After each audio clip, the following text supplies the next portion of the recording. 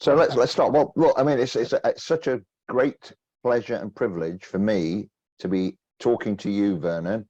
Thank you so much for giving us some time, and I'd just like to, thank you very much, and just ask you a few questions, and just let you talk about your fantastic life, and hopefully get towards the Valkenberg Conference. And I've got a few questions to ask about that, so if that's okay. Right. I just want to start, with the, in your early life, how did you get into primatology? What was the first sort of influence? Did you have family connections, or what was it that kind of got you interested in primatology of all things? Thank you very much, Algis, and thank you for inviting me. It was equally good fun and an honor to be on your series, which I've much enjoyed. I'm not sure if I've seen all of them. I've seen quite a few of them. I discovered, to my surprise, that when I looked at them again, that I had seen them, because I had the feeling I'd missed a lot of them, that I think I saw a lot of them. I might not have seen just the latest ones, but anyway, I made notes on them at the time, and so I think I've understood your what series. Now, you asked about my background, which was, okay, yes. Let's see. I don't remember any sort of influences at all coming directly from, like you say, my father wasn't a primatologist or anything, and he was a businessman.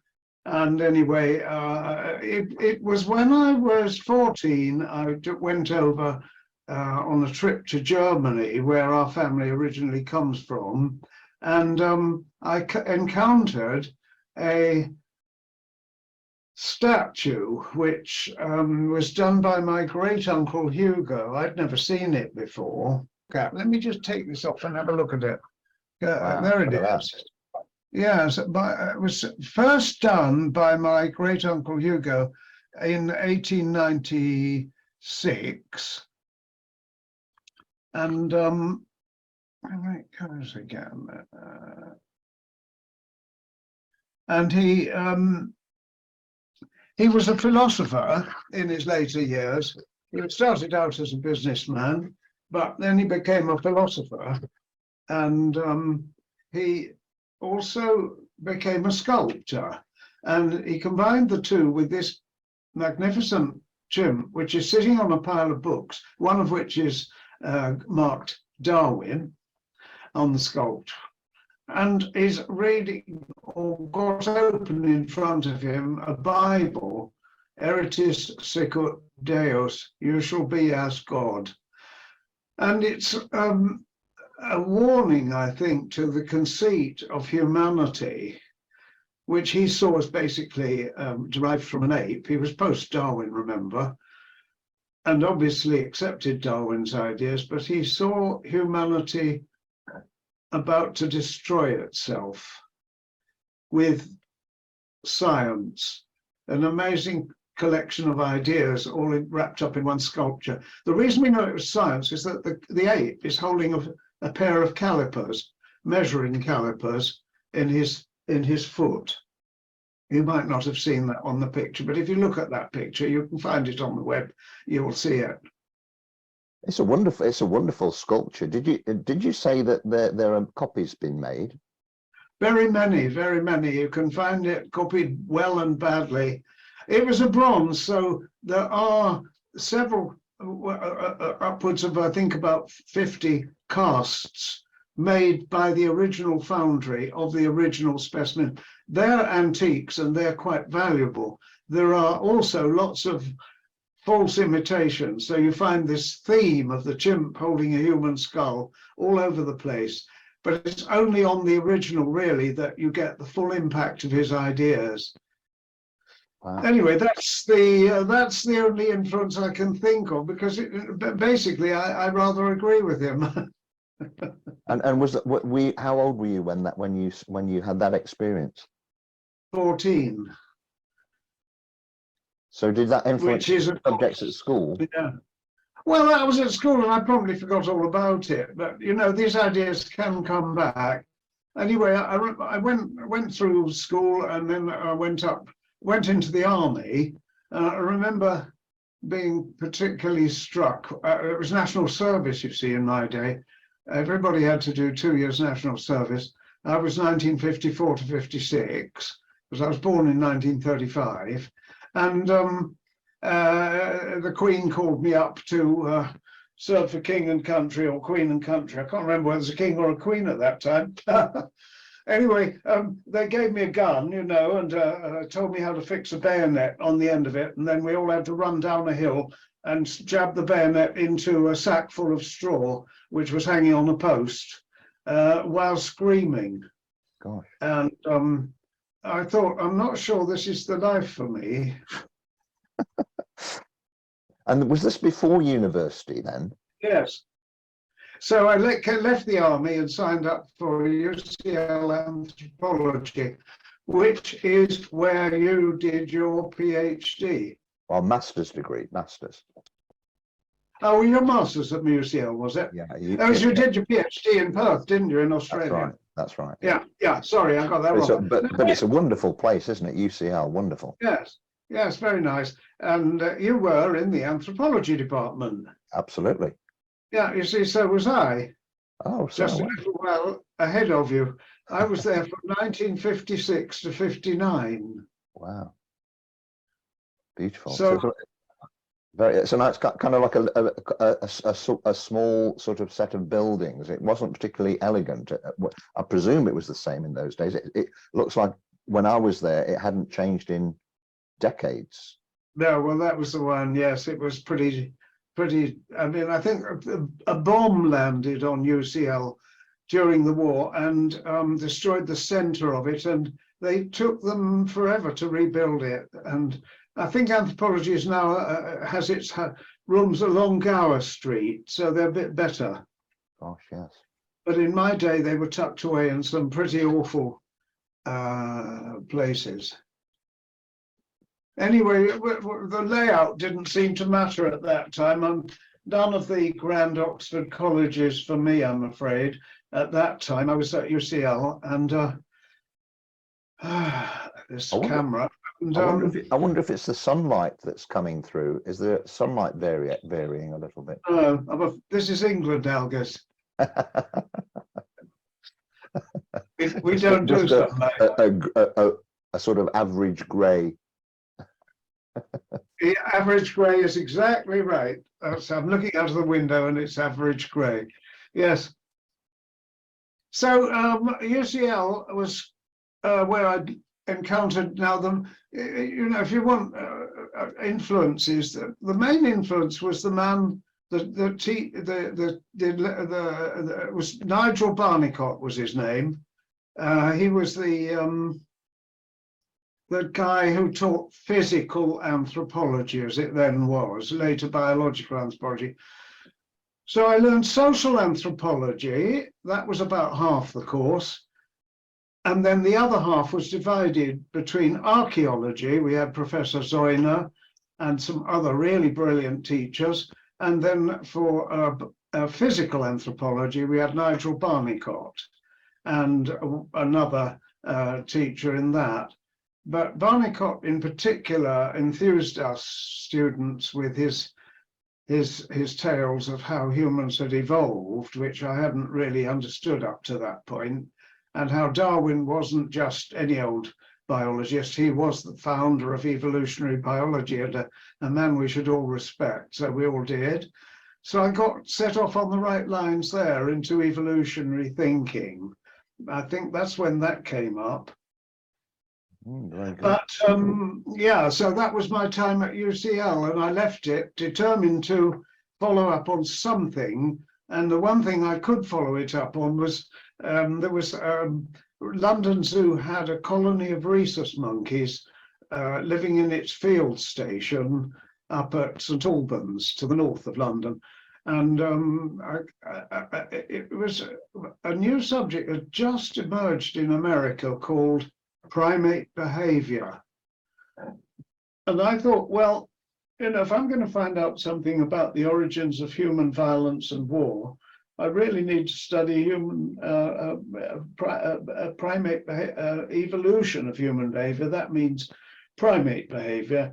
And so I was probably, although I say it myself, I must have been one of the first of the modern style primate behavior people.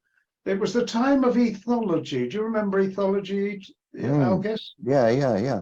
Behavioral studies. Wasn't that the thing that Richard Dawkins got into, and also Desmond Morris? Wasn't that his thing as well? Well, Richard Dawkins was later. He was not exactly a babe in arms at that time, but he wasn't a academic yet. And Desmond Morris was, yes, he was at the London Zoo. He was curator of mammals there, and actually my wife Frankie worked with him and took a job under him studying rodents at the zoo. But yeah, Desmond was a great guy, and Richard was younger. He's younger person. And in fact, at that time, what were you asking me? Who I knew, or who?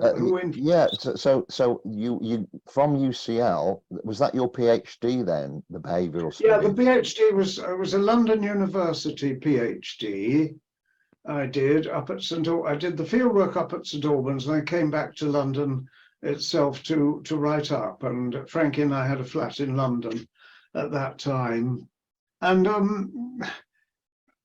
yeah, the supervisor was a guy, I don't know, he's not well known, Michael Chance. He took on the job of supervising me because basically they couldn't find anyone who wanted to. And you mentioned Robert Hind at Cambridge. He'd have been good, but he had his own students at Cambridge and he was doing his own thing there. Went to see him, but he said, no, I can't take you on because you're an anthropologist and we're a zoology department, and you need to go back and study zoology first if you want to study primates with me. So I got the brush off there. Gosh. I went to see some other people too, but not really to ask them to supervise me. I just wanted to meet them. I met Konrad Lorenz in Germany at Seewiesen, where he had a conference. That was the first ethology conference. That was very exciting, but I knew I didn't want to work there. And there were other places I could have gone, but I chose to stay put where I was, partly because my mother lived in, and she was a widow by then, and she lived in London. So I stayed in London. Frankie was happy to stay in London with me. She liked it there. So we did a London. There wasn't actually, any other real scope at that time, because it's hard to believe, Algis, that there was no. I went to see Nigel Barnicott and I said, really, I'd love to stay and do something with you. And he said, well, yes, but we don't do that sort of thing here. We don't. Primate behavior wasn't a subject. So it's like biological anthropology didn't really even exist at that stage. No, it didn't exist. It was called physical anthropology. Right. It went as far as studies of evolution, including fossils, paleoanthropology, and it went as far as studies of living primates, but they were considered as sort of relatives out on a wing, and there wasn't any effort to do comparisons. Some comparisons were going on elsewhere, but not in anthropology. Right. I mean, apart from skeletal comparisons, there were lots of comparisons in anthropology, but they were of the skeletal anatomy mainly, as I recall. It's doing my best to remember what things were like at that time. So your thesis was more concerned with the social interaction of what species of primate was it? Rhesus monkeys. Rhesus monkeys. Yes, at Whipslade Zoo. A community of rhesus monkeys and their interactions and behaviour. Yes, that's right. I stood outside the cage. They were in a big cage, big enclosure, I should call it. And I started off in the winter, and it was so cold. But I was determined to watch them all day and all night if need be. It wasn't all night, actually, all day. And I had to wear Wellington boots because it was muddy, and 2 pairs of thick socks in the boots. And even then my feet got so cold I put plastic bags over the socks. Wonderful. really, yeah, well, it was so cold, you see. I stupidly, I started the project in the winter. And they didn't that affect their behavior quite a lot? I mean, they're not It did. acclimatized, probably got used to the British winter by then. Yeah, they were pretty good in the winter, but they did quite a lot of just sitting together looking miserable. How long did your PhD take? Well, I watched them for the best part of a year, and then I spent a year writing up. But while I was writing up, I put in a grant application to go to Africa to get out of the cold into the warm. Oh wow! And to study chimps in Africa. And the grant came through, but it was for I think that we had to leave by February of the second year of my PhD. So I only literally had 2 years exactly to do it. And I had to get it in. I remember running to the post office with my thesis bundled up in brown paper. And it was past closing time. And I had to ask them if they'd make a special exception because it had to be in at London University the next morning. Wow. And they said, no pressure. Well, they did. They took it and stamped it and put it in with all the others. And I got my thesis in time by minutes. There's some sort of deadline. I don't think we have those deadlines now. People get extensions, but I didn't get an extension. So you went from that straight to Uganda, to Budongo? Yeah, within a few weeks of putting the thesis in, Frank and I were on the plane going to Uganda. Wow, yeah, amazing. Yeah, it was totally amazing. And because, again, the grant had to be spent in a certain time frame. Right. You know, we couldn't just take our time. We were up against... So off we went. Yeah, that's right. Absolutely, August. And had you been to Uganda before? No, I hadn't been out of Europe. I'd been to Germany and France and Italy and places, but never out of Europe. And wow. Africa was just so amazing. And it is. If you're a young man and you go to Africa, it's just so amazing. Crikey. And how long were you there then? So is that when you started the reserve, or was that later? Yeah, the reserve was there. It was a forest reserve, Budongo. Frank and I went and looked at all the forests in Uganda to see which were best for studying chimps. And we said Budongo's the best. So then we went back to Makerere University in Kampala, where we were based, got our things together, got the equipment together, got ourselves a vehicle, and then drove up to Budongo and stayed there for 9 months. Wow. It was meant to be a year, but our money ran out. We really didn't have any money at all. And the money ran out and we had to stop the project and get home, because we did have a ticket, luckily, but nothing much else. You remember Adrian Cortland? Yes, I was going to ask you about him. He was a contemporary, and Amsterdam University, and a lovely guy, but quite crazy. He was the one who sat up in a palm tree watching chimps with his leopard experiment. Do you remember his leopard experiment?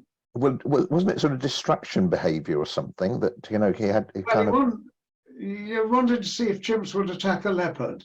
So right. He had a stuffed leopard, which he took all the way out to it was actually the Congo side of the border, and put it where he knew chimps came because he'd been feeding them with grapefruit. So he put the leopard where the grapefruits were, and then he attached a string to its tail, climbed up a palm tree with the string, and when the chimps came around, he twitched its tail.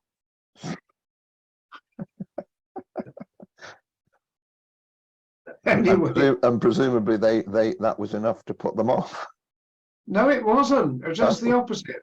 Really? You see, he'd forgotten the point of the experiment. The point of the experiment was to see if they would throw sticks at the leopard. Right. So he'd left lots of sticks lying around it, and blow me, they picked up the sticks and started throwing them at the leopard. Oh, wow. So that was Adrian Cortland's great discovery, was that chimps would throw sticks at a predator. Gosh. And yeah. However, that wasn't my project, that was his project. I was just looking at all the behaviours I could see. So you were a contemporary of Adrian Cortland. Were you in Africa at the same time as him then? We never met in Africa. I think he was a bit before me. He wrote an article in Scientific American. I think it was 1960, and we were there in 1962. So we were just after him. But the reason I mentioned it was not just his work and his personality, but also he was instrumental in giving us a bit more money, which enabled us to continue our project for another month. So we are indebted to Adrian for financial support. And the study that you did, the initial study you did in the Budongo, was that similar to the one you'd done in England? Looking at behaviours. Were you just trying to, just kind of recording behaviours, or did you have a particular hypothesis that you were testing? Or no, it was recording behaviours in the way they did in ethology. You tried to compile a repertoire of behaviours. It proved very difficult with the chimps, much more difficult than with the rhesus monkeys. And the vocalizations of the chimps were really difficult to describe because they're much more complex than the ones of the rhesus monkey. Has several discrete calls, but chimp calls they do, but they also have others which tend to flow into each other.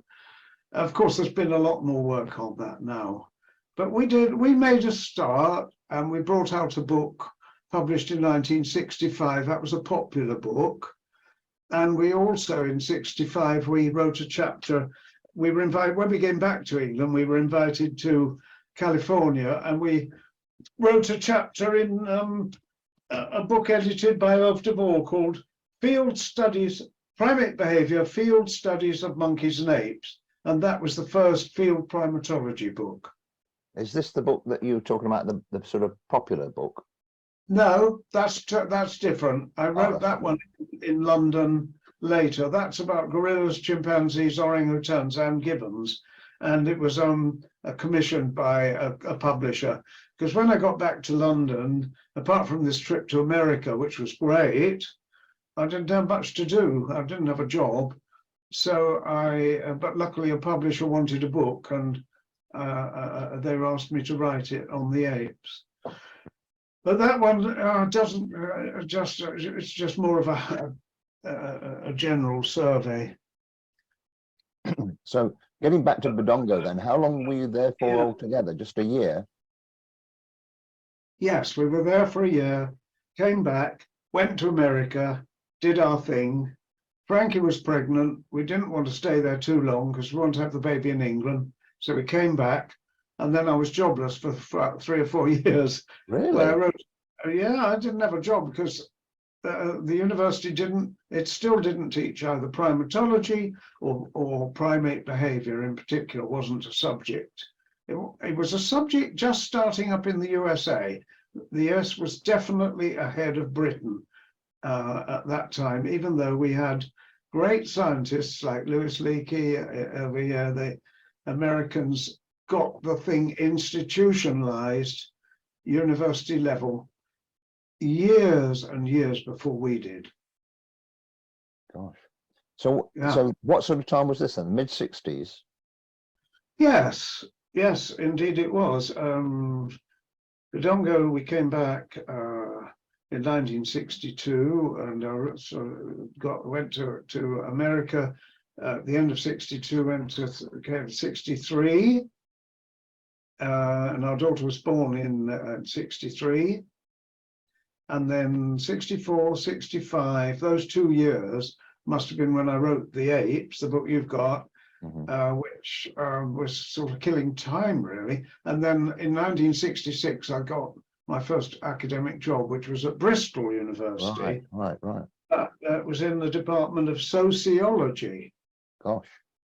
Yeah, which was. So did you have to sort of put, do a different fit into a different genre then, or were you still kind of able to teach? Well, I was lucky, and I think the reason I got the job was that Michael Bantam was the head of department, and he had come from the anthropology department at Edinburgh. So he knew what anthropology was. And he said, Vernon, we'd like an anthropologist in this new department of sociology I'm setting up. Will you do it? So that's how I got that job. It was, I was very somewhat put out to find that all the other lecturers were sort of extreme left-wing Marxists. Really? And Bantam wasn't, and I wasn't, but they were. And they tried to straighten my head out because they said evolution is the same as fascism and you want to drop it because that's bad politics. God. So I said, no, it isn't. I said, it's based on science. Oh, they said, that's fascist. Get all those ideas out of your head. The reason we're here on this planet is to change the world, not study it. Oh. So I had all that chucked at me. That must have been very depressing at a university. Well, it was quite difficult, and they even tried to stop my lecture course on primate and human evolution, but really? They didn't succeed because Michael Bantam said we have freedom of expression in the university, and we're not having it, and he can lecture on whatever he likes. My word! So how many sort of lecturers were in that department that held that sort of view? Was it? Well, three I can think of now were quite forceful. One in particular, yeah. So, sorry, I was just going to say, it just makes you wonder how many undergraduates were influenced by them for lots. How many years? Yeah. Well, that was, you see, it was 1968, I'll guess, and that was the year when Europe had. Were you still here, or where were you in 1968?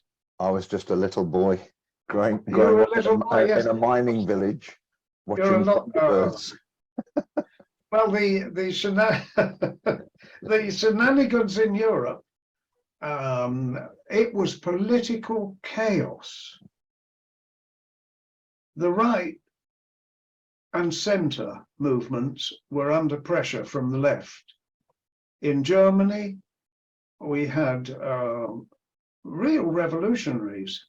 And in France, there were people marching the streets who wanted to overturn capitalism and turn Europe into a communist.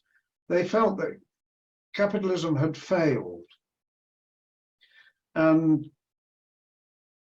they saw the biggest enemy of fascism from what happened after World War I, and they didn't want that to happen again. So it was going to be communism this time. And they were strong. They marched, and it was young people and workers too, a lot of working class people, not just students.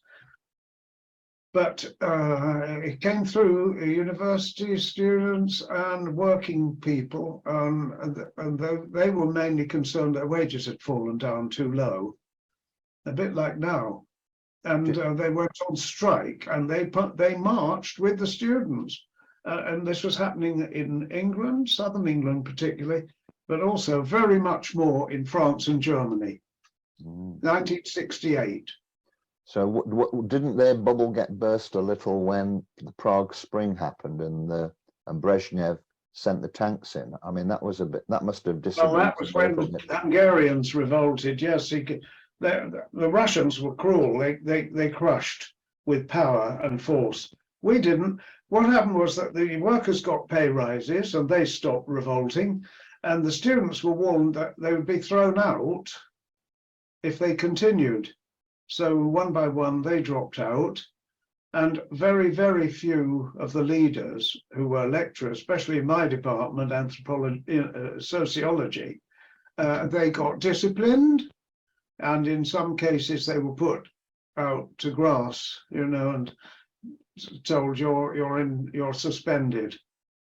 And so the authorities won without use of force.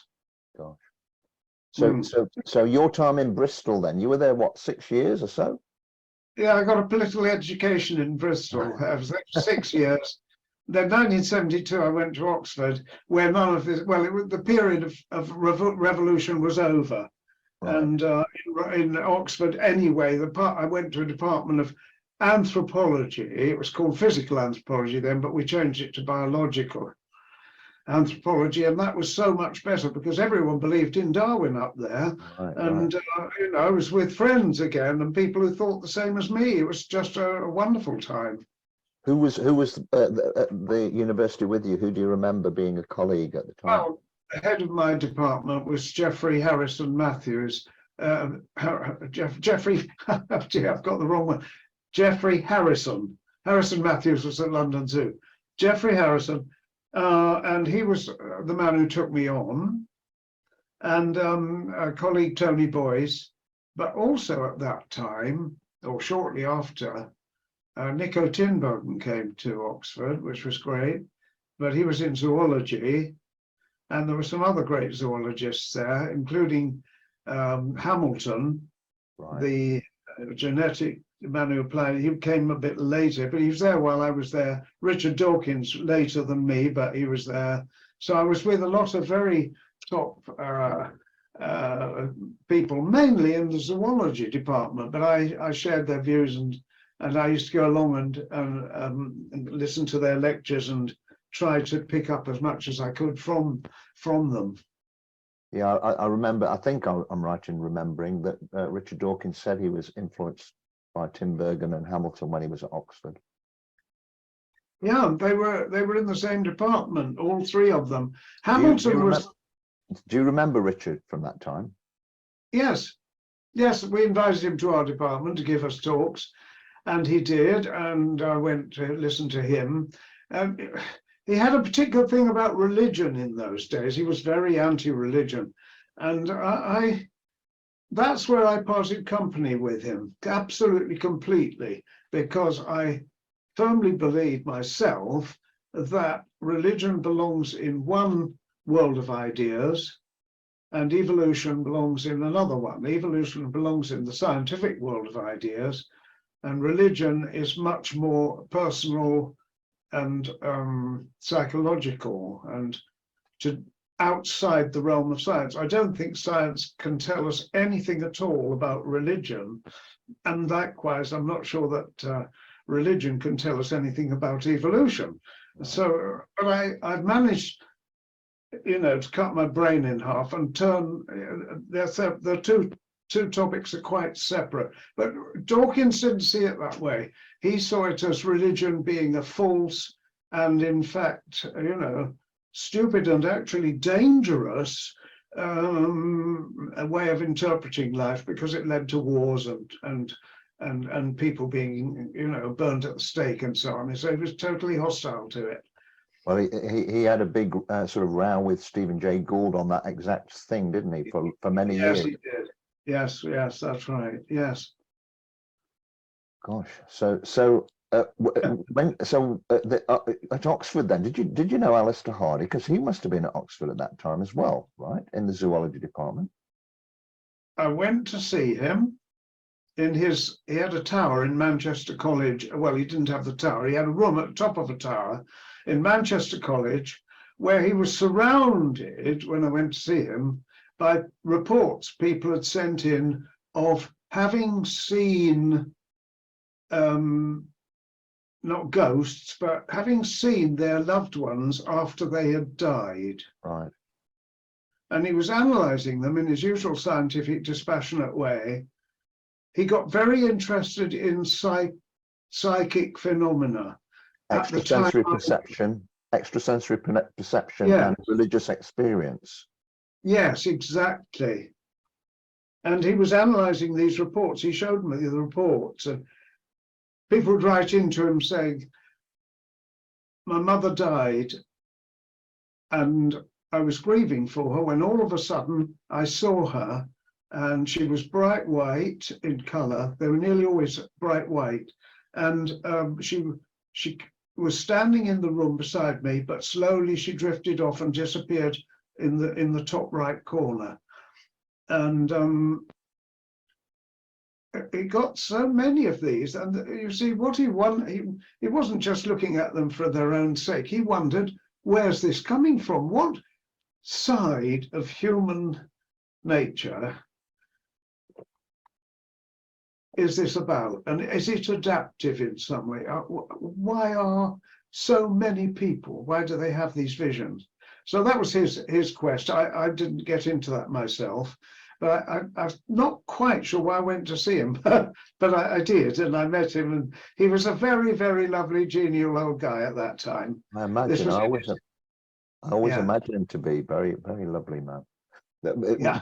Desmond Morris tells a lovely story about the same time as that, I think, when him and his fellow students went to his house, who Oh, it must have been in Oxford, and he had yes. this, and he was telling them the tale of this sort of, it was, I think it was like a dolphin and a monkey that had been kind of crudely put together, and it was supposed to be some sort of curse if anyone had it, you know, and your ship would sail, and sailors had kept this thing and passed it down through the generations, and Oh, all of these students, including Desmond Morris, were sat around as he was telling this story. They were all listening in awe, and then he kind of yes. grabbed it from behind the seat, and I have it.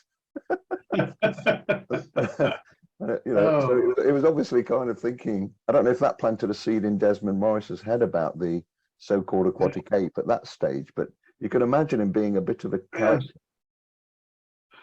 Yes, oh, he was a lovely guy. So I did meet Alistair Hardy, indeed. Yes, I did. Yeah, where do we go from here, Alex? Okay, Uh, so Not Alex, you're Elvis. Yeah, sorry. no, you pronounce it perfectly. Most people struggle. So, how long were you at Oxford then? You stayed at Oxford till the end, didn't you? To your I retirement. did. I stayed until I was 65. Yes, I was there for 29 years plus, so almost 30 years. And yeah, it was a good place to be. Uh, I got a bit disenchanted towards the end because the whole of biology, zoology, and anthropology, biological anthropology, started to turn into a branch of genetics. Mm, And that was never my line. You know, I was mm, never. I really do admire and appreciate the achievements that have been made by the geneticists, and of course they've contributed to our understanding of what it is to be human. So very, very wonderful ways, but it wasn't me. You know, I was just plain old primate behavior. That was my thing. So tell me about the research you did while you were at Oxford. Did you often go to Africa, to Budongo again, repeatedly? Or did you go to other places? What sort of research So were you doing at that time? I started the Badongo project in 1990, Right. and I went twice a year, every year, from 1990 to the year 2000. So over those 10 years, I made 20 trips, always to Badongo. That was setting the project up and getting research students to come out and do research of various kinds. And not always on chimps. We did other species as well in those days, but we always focused on chimps. And the second thing that we had to do with the chimps of Badonga, they were wild chimps when we got there in 1990, and they ran away. You couldn't watch them because they'd been terrorized by Idi Amin and his soldiers, who would shoot the mother, take the baby and sell it for money in Entebbe airport. Put it on a plane and send it off to Dubai, where they could get great sums of money just for a baby chimp. So there's a lot of poaching going on. Not too much forest destruction, I'm glad to say. And even to this day, touch wood, there is only minimal, or there is more than there was, but less than in some places. But the main thing was that the chimps were so frightened of people. So it took 5 years from 1990 to 95 to get the chimps to what we call to habituate them. In other words, so they were happy to have people standing watching them and they didn't run away. And that was 5 years of daily going into the forest, not by me, but by our team of 6 field assistants. They were the ones who habituated the chimps. And since then, they've just been a lovely group of habituated chimps. So we've been able to do wonderful research on them. I was reading up. I don't know. I'm not sure if this is right, but is it the Sonso group? Yes, well And done. and I read this statement, and I hope you can elaborate on it. But apparently, something about Sonso females arranging mating behavior rituals amongst males. what's all that about? Well, to be honest, I can't answer that question because that must be fairly recently. And I haven't read that particular paper, but it's really remarkable, Algis. New stuff keeps coming up. We thought we knew all about chimps and then we didn't. And we still have no idea what they're talking about when they make their vocalizations, because they're very noisy animals. They're loud noises they make, but very few of the, and now the latest work that has sort of made a good breakthrough is on gestures. Kat Hobater's work and Kirsty Graham, people are working on gestures and how to interpret chimpanzee gestures. And also now, even more interestingly, whether humans can understand chimp gestures, ordinary people. So Kat like hand gestures, or yes, facial expression. hand gestures. Well, you know, if I put my hand out begging, I wonder if I can show it. That one. Arm up begging is done by chimps too. Yes. So there's no doubt some of our gestures are actually they go way back 5 million years, you know. But other gestures are strictly chimp gestures, like a female puts her foot up when she wants her baby to climb on her back. Oh, really? We don't have that one, and it's more suitable for a quadrupedal animal, not a bipedal one. So we've lost that gesture when we became bipedal. And isn't the fear grin supposed to be the precursor to the smile? Well, that's very, very hotly debated potato, that one. Yes, I mean, originally, yes, that was, but then you see, why would a fear grin turn into a smile and so on? I don't want to get into that one now, Algis. All right, fair enough. So you mentioned some of the students. I mean, so while you were at Oxford, you must have had a real cohort of research students that kind of followed in your footsteps and kind of went along with your research. So yes, we had who are we talking about there? Well, funnily enough, I had some PhD students, well, we call it DPhil in Oxford to be different. I had some DPhil students, wonderful students. I'm still in touch with a couple of them. One was Robert Attenborough, who's David's son. Oh, really? Yeah, I'm still in touch with him. And another was Pam Asquith, who did a wonderful study on anthropomorphism. And I'm still in touch, hoping to see her later this year. She's coming to England. But and Robert now lives in Cambridge. You know, Robert was he lives in Cambridge, England now. He was, of course, at ANU. Yes, that's right. My Steve Munro, who gave I think the third talk in our series, he did his PhD under him. Robert, that's right. And Colin Groves. Colin Groves, very. I knew Colin in England, yes, and I did go to ANU during, I don't know, the 70s or 80s, but I didn't meet Colin. I don't think he'd arrived yet. No, I think he was at Birmingham or somewhere. Yeah, I knew him from England, but not from Australia. So anyway, apart from those people, I got mainly master's students came out to Badongo because it suited them to do short, sharp studies of particular topics. So my students at Oxford who came out, well, they're listed actually in the back of my Badongo book.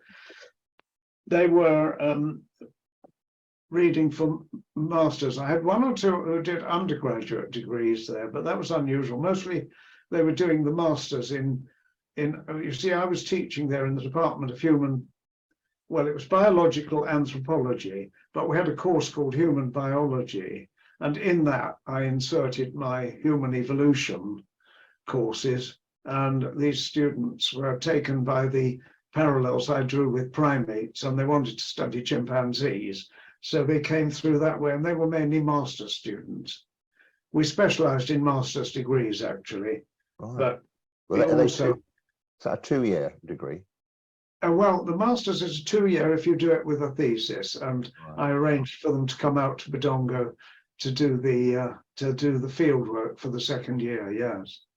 Oh, lovely. I just wonder, I mean, I did a bit of research and I'm a bit skeptical about some of the names that came up, but according to Chat GPT, which is this latest artificial intelligence thing that's supposed to trawl the web, I asked Chat GPT who worked with or who worked under Vernon Reynolds, and it came up with Jane Goodall, Richard Wrangham, Alison Jolly, Sue Savage Rambar, and Anne Poussey.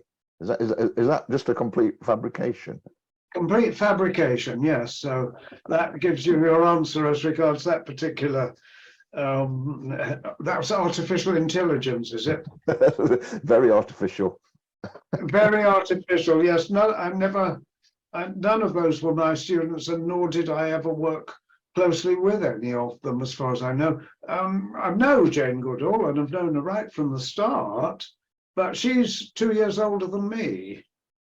You know. Did you ever meet her in Africa or on any sort of conferences? Yes, like that? I've met her in Africa at conferences, and she's been up to Badongo several times. But unfortunately, yes, once I was there with her, but the other times I missed her there. Whenever she's got a spare moment and she feels like visiting Badongo, she's always welcome there. Whether she'll come again now, I don't know. She's getting on a bit now, like me. Well, you're amazing, Werner. That you so with it. Well, I try to keep going, and yeah, I mean, last year I managed to get out to Badongo, and I went up to gorillas as well. Went down to the gorillas in southwest Uganda, so I can still just about do it, but it's getting a bit harder these days. So the gorillas actually in Uganda, well, didn't you have to go into the Congo to see those? No, they're These in are the mountain gorillas, right? Yes, mountain gorillas in Bwindi National Park, southwest Uganda. Wonderful tourist place, actually. I changed from being a researcher into a tourist. Very nice. And what about Richard Wrangham? Did you have any dealings with him? Yeah, great guy. In fact, I would have been seeing him this week, but for the fact he's interested at the moment in measuring skulls, believe it or not. He's measuring chimp skulls. And he came to Badongo and picked some chimp skulls up recently. And my son came over last weekend, and I gave him a chimp skull from Badongo to take to his home in Cambridge, because Richard's in Cambridge at the moment, Cambridge, England, and he's going to see Jake on Saturday to measure a skull there. So we do interact, and I know him from over the years. In fact, he's been quite helpful at times in regard to Badongo. So yeah, very good scientist, and a good friend, really. I try to stay friends with people if possible. Sometimes they make it hard. a good policy, I think. Yeah, I was hoping to write a paper with Richard about the wading hypothesis, and yeah, we made some progress, but it seemed to just get stuck because I think he's a bit nervous about tying his flag to the aquatic mask, and I don't want to sort of ignore Elaine's contribution, so I don't know, it's not quite worked out. No, very difficult, very difficult. In fact, this leads us on to things like Valkenberg and post-Valkenberg, and this is what I've been thinking about since you invited me to do this conversation, and so we could get onto that now, Elgis. Would you want to ask me some questions, or do you want me to fire away, or what? Well, let's talk about Valkenberg. So, do you remember how did that happen? You know, do you remember how it started? I mean, whose idea was it, and how did it occur? Well, I've been puzzling about this myself. Now, the person I knew best at that meeting was a man called Jan Vind, who was an ear, nose, and throat surgeon working in Amsterdam Hospital, and a specialist in drowning. If anybody drowned or was going to drown or nearly drowned, they would be taken to him in that area. And he had a very good, detailed understanding of the drowning phenomenon. and he told me, so when the question is, how did we get to Valkenberg? I think what happened was this. Jan Vint had come across Elaine Morgan's book, and he was interested in her idea that man had been aquatic in the past, and he disagreed with it. And when he met me, he said, Vernon, I'm thinking of organizing, or we should organize a conference in Holland and get a group of scientists around the table, because this is a really interesting idea, and not just Elaine Morgan, but others have got stuck into this idea. And he said several of my colleagues are very interested in it, and some of them think there's a lot in it. And I'd like to invite them. Would you like to come? And so I think it was Jan Vint who, he must have been visiting Oxford, because I wasn't visiting Amsterdam, and I wouldn't have bumped into him. I think he came to Oxford for his own good reasons, no doubt, but he asked me whether I'd like to join in, and I said, yes, I would. I thought that was a very good idea, because that was a very interesting idea, and it hadn't been fully explored yet. So he said, well, I'll get some colleagues together and we'll organize a meeting, and we'll put you down as one of the participants. Is that okay? And I said, yes. So I think, Alkis, and this may be 90% fiction, but I think that's how it happened. And was it in the summer? I'm looking at the picture. It looks quite nice weather. It must have been. Yes, it must have been the summer of 1987. 1987. And I think we spent, it wasn't just a quick one-off. I think we must have spent 2 or 3 days there, because I stayed with Jan. He lived outside Amsterdam in a village whose name I can't remember, but then we went to Valkenberg, and then the number of talks that were given and the number of people there, I should have thought that must have been a 2 or 3 day conference. But my memory of it is quite hazy, really is. I can imagine. So long ago, I can't remember it. I couldn't remember something from last year, never mind 30 years ago. Yeah, it's a long time ago, isn't it? So, did you have any sort of fleeting memories at all? I mean, do you remember meeting Elaine? I mean, that must have been the first time you met her. Did you meet her again? She's on the photo. She gave a talk. She was there. So of course I met her.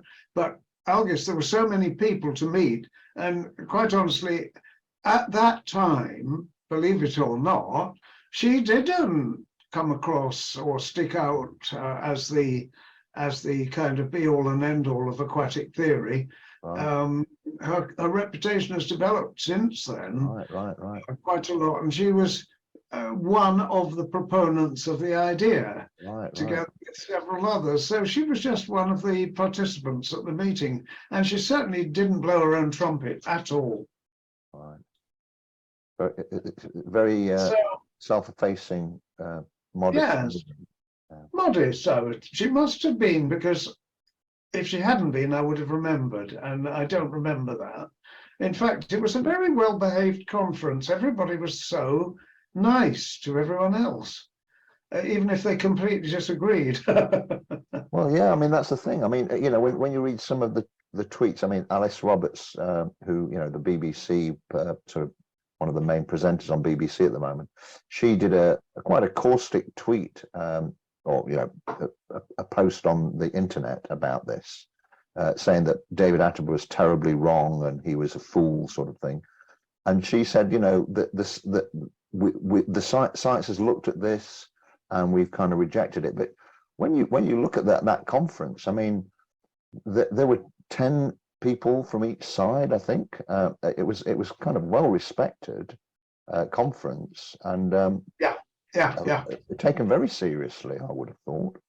We took it seriously, and the editing process was quite difficult because people didn't send in their chapters, or they wanted to revise them. and you know, one or two were very slow. But so it took from 87 to 91 to get the book out. Right. Yeah.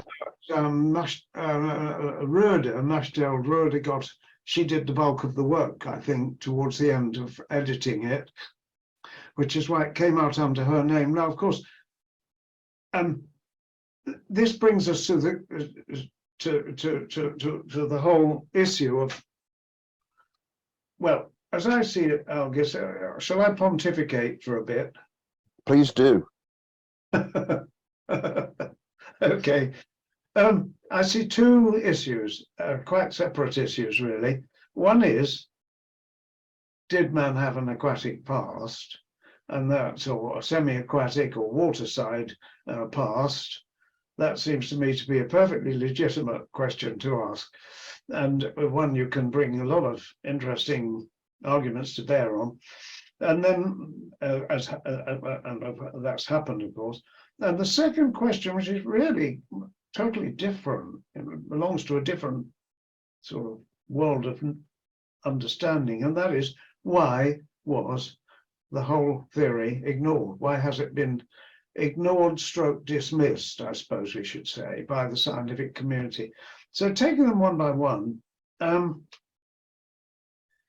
my own view at the conference, as you know, Algis, was that there were indications of aquatic behavior and water being part of a human environment in the past, enough indications that it was important enough to qualify as an agent of selection. I think that's the words you liked. Yeah, beautiful. Yeah. I mean, for something to be an agency for selection means that those individuals who could do it would have some kind of selective advantage, either in survival or breeding, over those who couldn't do it. And therefore, it's not just a trivial thing, it is an important thing. And so by saying that, I tried to align myself with those who felt that there was something in this, what we now call waterside. In those days, I think we still use the word aquatic line of thinking. If I was asked today, well, what? I would say I've got two things at the back of my mind, which I come back to. One is from your own series of talks, which I didn't know about before I saw Dr. Peter Rees-Evans, talking about his exostoses.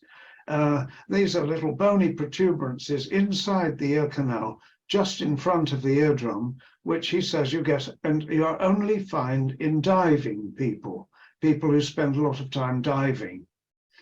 And his conclusion is that there is something going on there which helps to protect the ear. Now, he isn't saying that those exostoses arise from the diving itself, are just pure and simple. He's saying that there's an evolutionary background to that.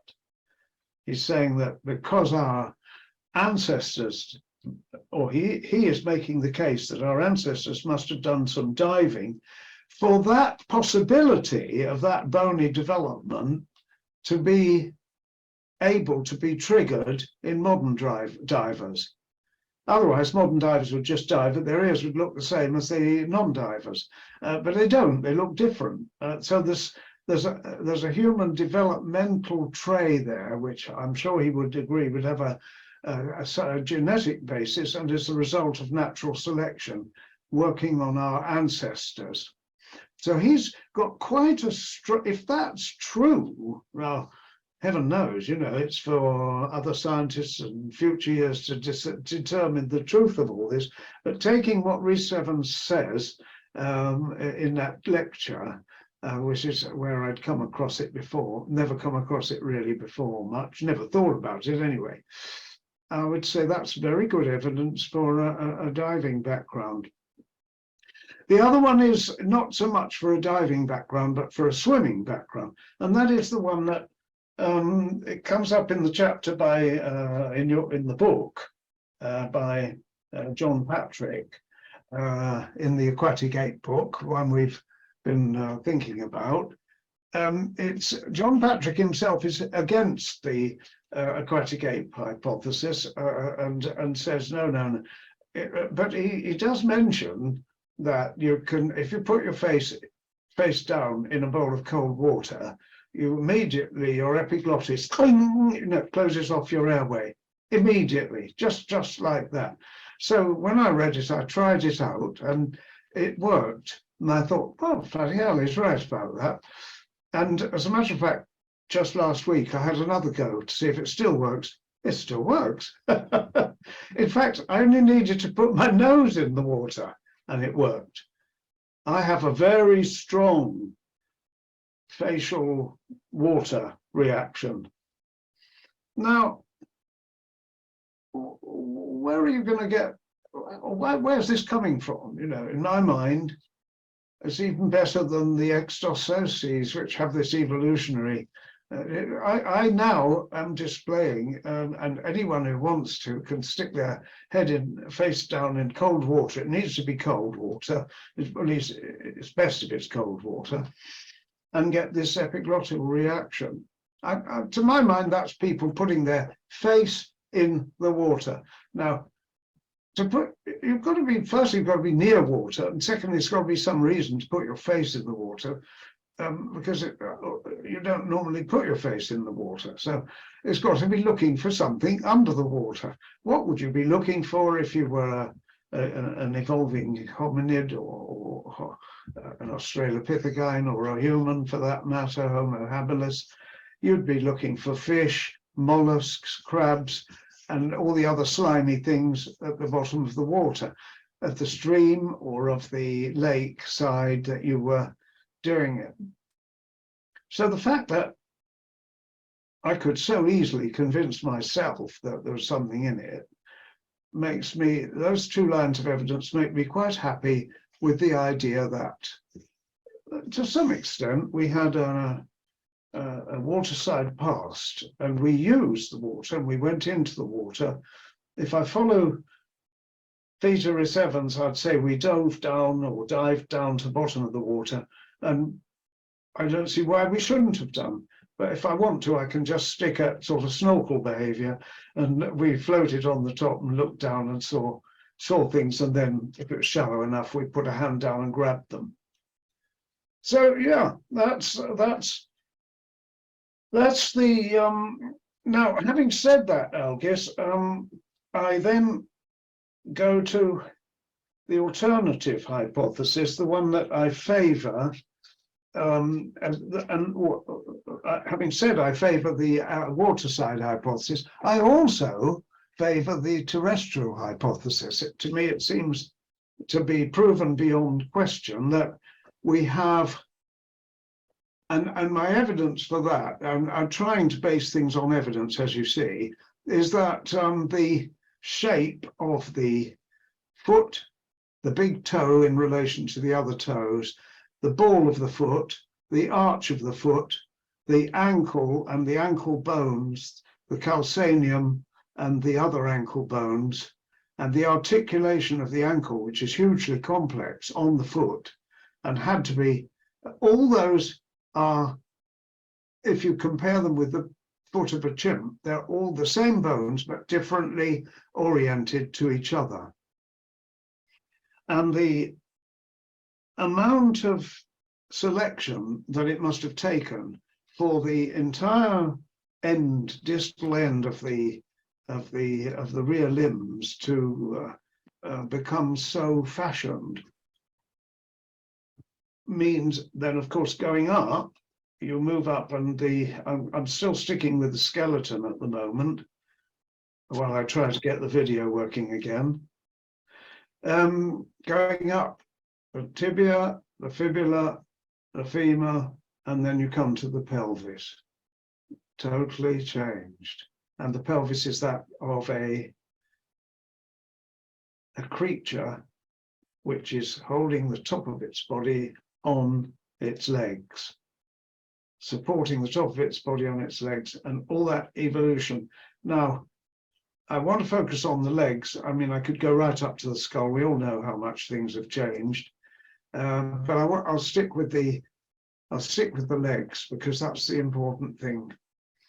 I do imagine that our ancestors were arboreal, then they were arboterrestrial, if you like, when they still lived in the trees, but they were beginning to leave the trees. And then I do believe that at some point, the much maligned myth of humans coming out of the trees and lording it on the savannas and running away from predators, I believe that that must be true. And my evidence is the reshaping of the rear legs. Now, it was initially an Englishman, I don't know if you know his name, John Napier. John Napier, yeah. He was a medic, a very good surgeon and medic. I think there was doctor, I don't think he was a surgeon actually, but he understood in the same way as Jan Vint, who was a doctor, understood the throat in relation to drowning. John Napier understood the foot in relation to walking, because a lot of people came to him with walking. He was known for his ability to deal with, worked in a London hospital, to deal with walking injuries and people who damaged their feet in some way or other. And I knew him. He was founder and member of the Primate Society of Great Britain, and I wasn't a founder member, but I joined soon afterwards, and I met him quite frequently. A great guy, and he impressed on me the change in locomotor pattern from the waddling gait of the ape and the human infant to the striding gait of the human adult. And that change in humans occurs around the ages of, I don't know, 2, 3, 4 years of age. In chimps, it doesn't happen. Chimps do not have the striding gait. Humans do. And if you damage your big toe, for instance, or lose it, you have great difficulty. And he showed me how, with diagrams and so on, how you push off with your big toe every time you walk. You push off, the foot that's behind pushes off the ground with its big toe, and then how it overtakes the other leg and it comes down on the ankle, and the cushioning effect of the ankle bones, and then the forces going up the leg to the pelvis, and how the pelvis is constructed to take the shock and pass it on to the spine. None of that happens with the front hands because we don't walk on all fours. With a chimp, the same things happen at the front end as the back end, and the strain is taken through the shoulder, but with the legs, it goes through the pelvis. This is all year one anatomy. But he was saying to me, Vernon, this leg has evolved for walking. This leg is a bit like that song, these boots are made for walking. But that's what they're gonna do. One of these days, these boots are gonna. You finish it. Walk all over you. Dum, dum, dum, dum. Good. So he said, these legs are made for walking. These feet are made for walking. This big toe is made for walking.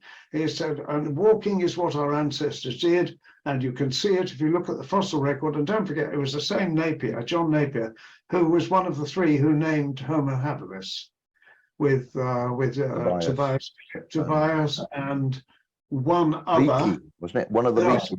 Louis Leakey. Yeah. So, yeah, there we go. I'm a firm believer in, and that's my evidence. So can I just say something there? Because I agree with 100% with that. You know, there's no doubt that we have evolved terrestrial bipedalism, and you know, all of that anatomical evidence that you've cited there, I 100% agree with. But what I always think is, and I think this is what I picked up from your summary, is the agency of selection thing. And it doesn't have to be all or nothing. And as you said, the evidence isn't that we were aquatic apes. And in my opinion, I don't think anyone ever really said that. I think No, I part don't. of the ask was, were we more aquatic? And that word "more" seems to have been lost in the mists of time. And from my limited studies on bipedalism, I did various walking with a Douglas bag in different substrates. You know, walking in the bush, walking in quite tall grass, walking on a manicured lawn, walking on a pavement. And the only place that could really, you know, all of the experiments that are done in science these days are done on a treadmill. And the place in the natural world that is most similar to a treadmill, I found, was on the beach, right by the water's edge, where the sand is wet. So if it's too dry, it works against you. But if you're walking down by the water's edge, it's perfect. It's completely flat.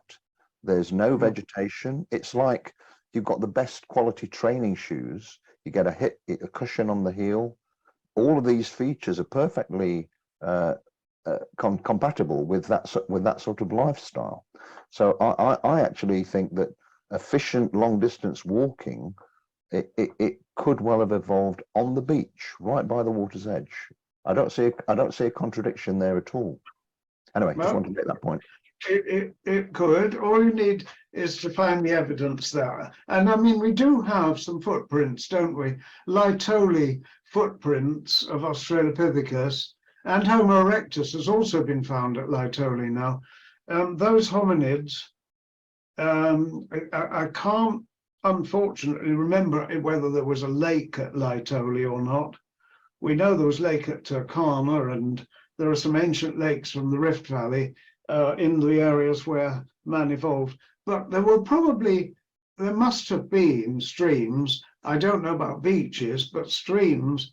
And there will have been scope for walking as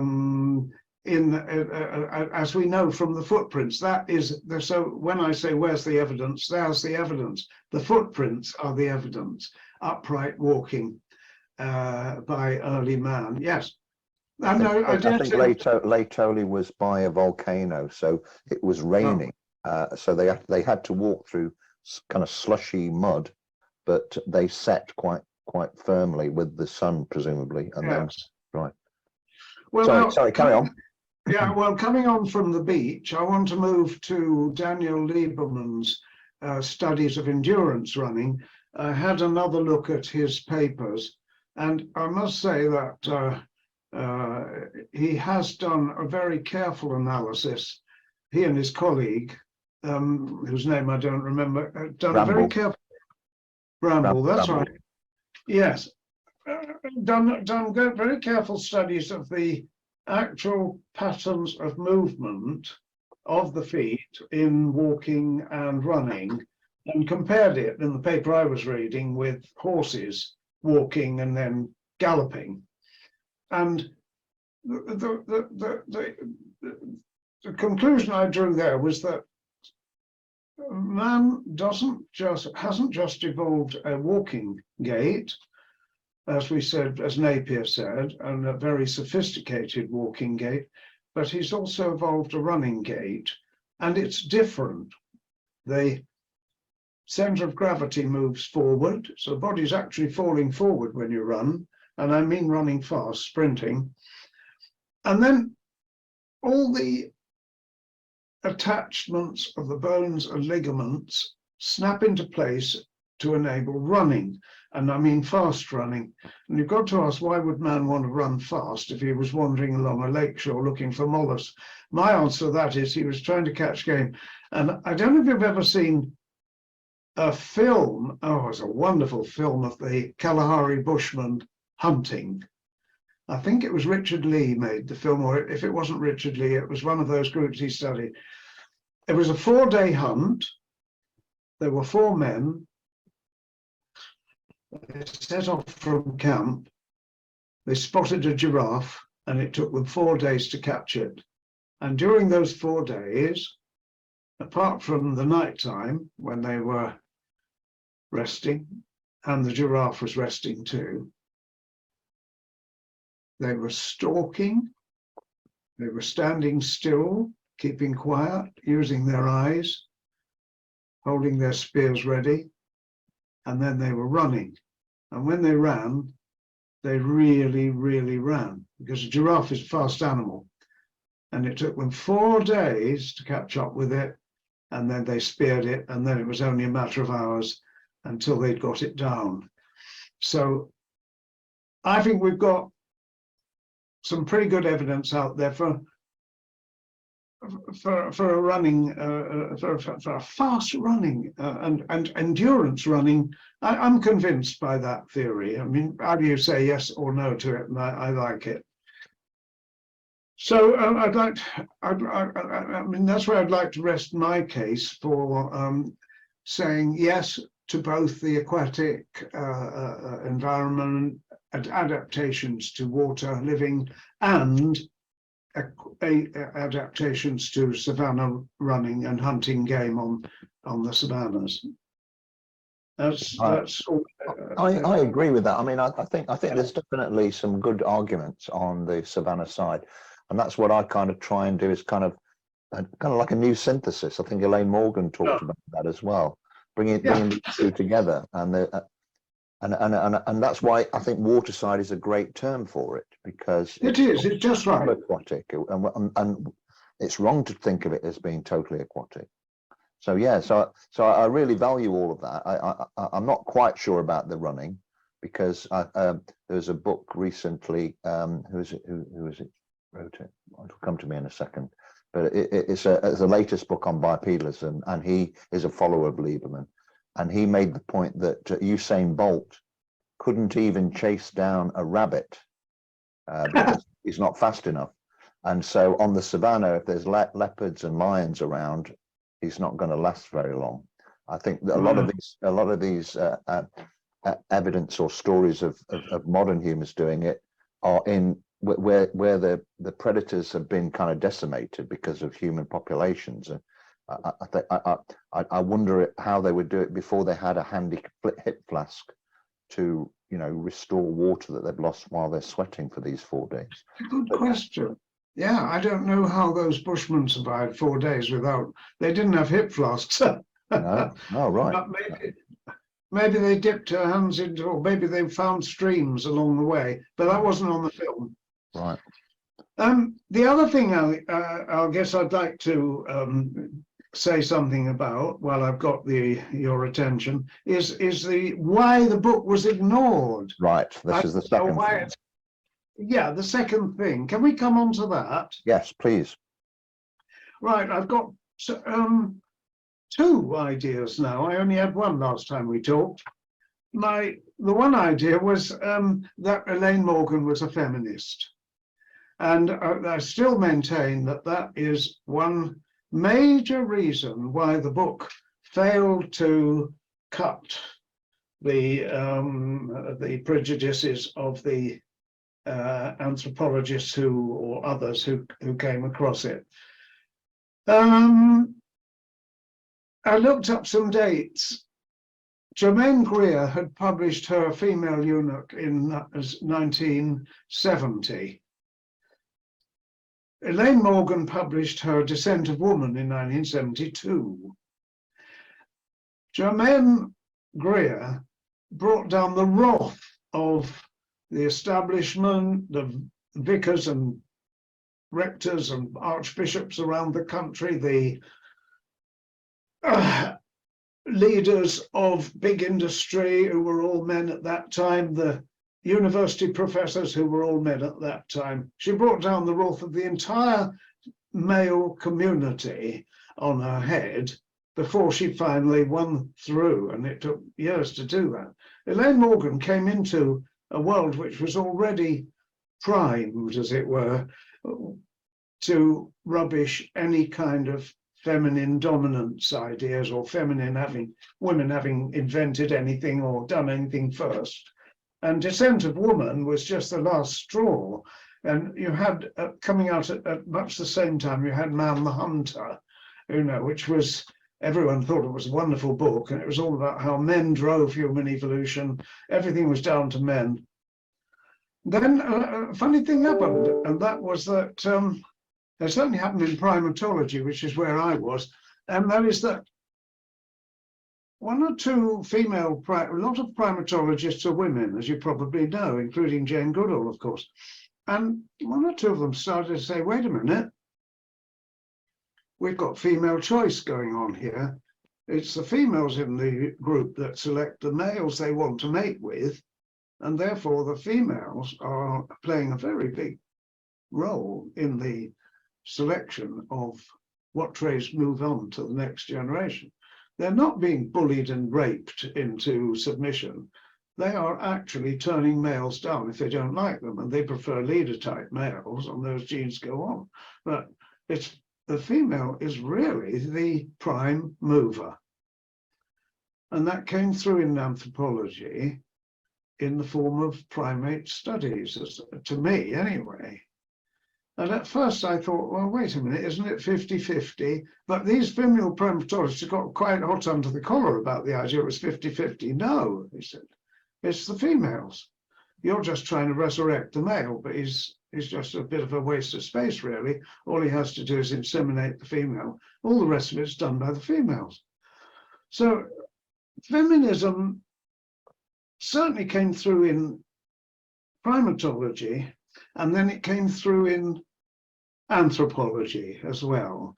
And nowadays, I'm pretty certain that no social or biological anthropologist would entertain any sexist ideas at all. They regard the sexes as equal. You know, we've reached the right conclusion. Both sexes have a role, they're different, but you can't ignore one sex and say another one is more important. So I think Elaine Morgan was before her time, and if a descendant woman came out now, people would think, oh, that's brilliant, let's talk about it. But it didn't, it came out then. Then, I don't know if you want to respond on that, Algis, before I move on to my second reason. No, I agree with you. I think the whole thing seems to have been riddled with bad luck and bad timing. I mean, Alistair Hardy not getting a cohort of students at Oxford when he could have done, him being more interested in extrasensory perception and religious things than this idea that was his. You know, the fact that he only announced it after retirement at Brighton, and then he got a bad press. It seems like all the way through, the timing has just been unfortunate. And it's one of the things that I think is a positive, really, because you can understand why there's been so much hostility and skepticism because of this sort of bad luck. So, yeah, I agree. Bad luck, but I agree with you about the bad luck. There's also an element of, in the case of Alistair Hardy, he wanted to maintain a good reputation. He wasn't one of these people who goes out and says, I'll say what I say, and I don't care who listens and who hears me, because it's what I firmly believe, and I think it's important to get it out there. He was a retiring, quiet, friendly, rather shy man who knew there'd be a storm if he, as a fellow of the Royal Society, he was made a fellow of the Royal Society quite young with his marine work. If I propose this, there'll be a storm. And he was right, there would have been. And he didn't want that storm to happen. And so he said, well, I'll keep my cards close to my chest. And I think he continued to keep quiet. When Elaine Morgan's work came out, he was there. He was there in 1972.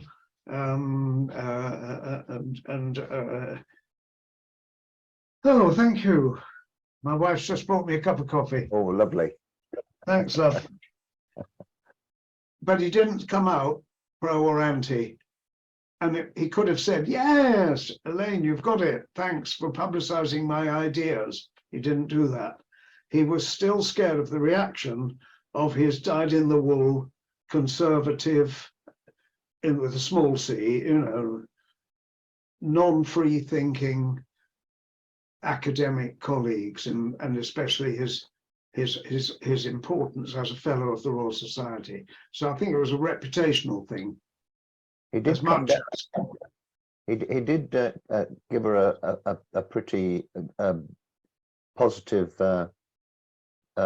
vote of confidence in 1982 with her book, The Aquatic Ape. He wrote a preface, and it was very complimentary. Good. Well, I'm glad about that. Maybe I was being a bit hard on him, but I know his reputation. And you took actually. Oh, that's interesting. I've just remembered when I went to see him and he was doing his psychic research. I asked him, "What do you think about the aquatic ape idea?" Really? And he said this. I thought it was very interesting, very good ideas, but I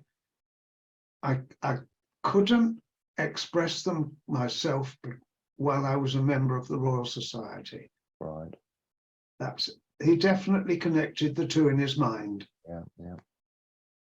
Aquatic just isn't a Royal Society stuff. Right. He had a very sound reputation based on marine mammals, and he wanted to keep it that way. But then, of course, he jumped into psychic research, which exactly. That's the thing. That's the thing. To me, I think that's a little bit more marginal. I wouldn't use the word crazy, but certainly not as. I mean, what we're talking about here is a slight amount of selection, an agency of selection from moving through water sometime in the evolutionary past. I mean, there's nothing crazy about that, but extrasensory perception, religious experiences, that to me is a little bit dodgy, from my perspective. I think it's like all of us. I think he knows what he's willing to tangle with and what he's not willing to tangle with, and he makes that mind up himself, and that's the way he worked it out. He'd rather do psychic and not do aquatic. But that's the nature of the beast. That's Alistair Hardy. So going back to Elaine, you said there was a second point that apart from the feminism, about why these ideas have been ignored. Yeah, and this one only came to me quite recently. It came to me, and I had another look at Simon's talk when he says, why have the textbooks not got the aquatic theory in them? And I think I've got the answer.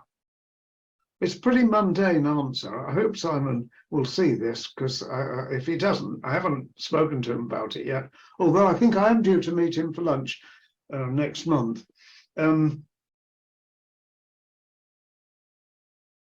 It's putting it in a nutshell, the aquatic ape hypothesis, and especially the aquatic ape book, is European. Alistair Hardy, British. Elaine Morgan, Welsh.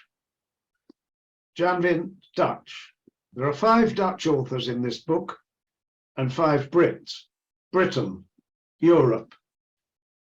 There's one American here. He comes from a naval base. He isn't an academic, and he didn't make an impact in the States.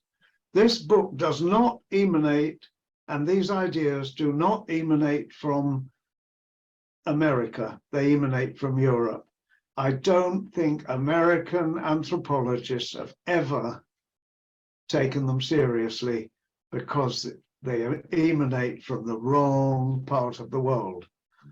If these ideas had come through in America, they'd have been taken up, debated, opposed, discussed, written about.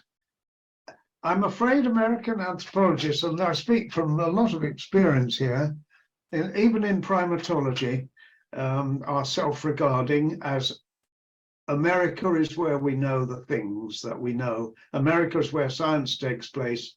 In Europe, they're good at science, but they're a bit crazy as well. And this was a bunch of crazies. In Europe, we don't need to think of them. I looked for a couple of reviews and I couldn't find them. They were by Americans. Because, you gave me Colin Grove's review. Well, he, of course, was in ANU when he wrote the review, but he comes from England. And the other review was from someone in Edinburgh. There were those 2 reviews.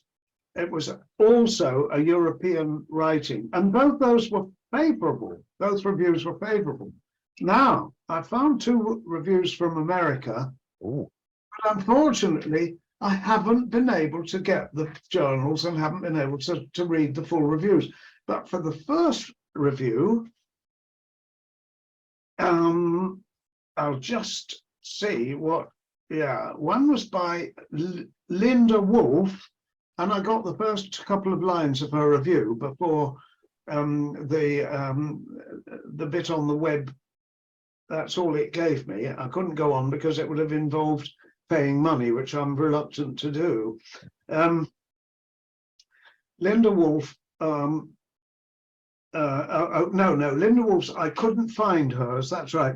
But she reviewed it, and she is, I tracked her down, and she is from, or was when she wrote it, from a liberal arts college, a small one, a private small liberal arts college in downtown New York State, not downtown, upcountry New York State, and not an anthropologist in the true sense of the word, not a biological anthropologist.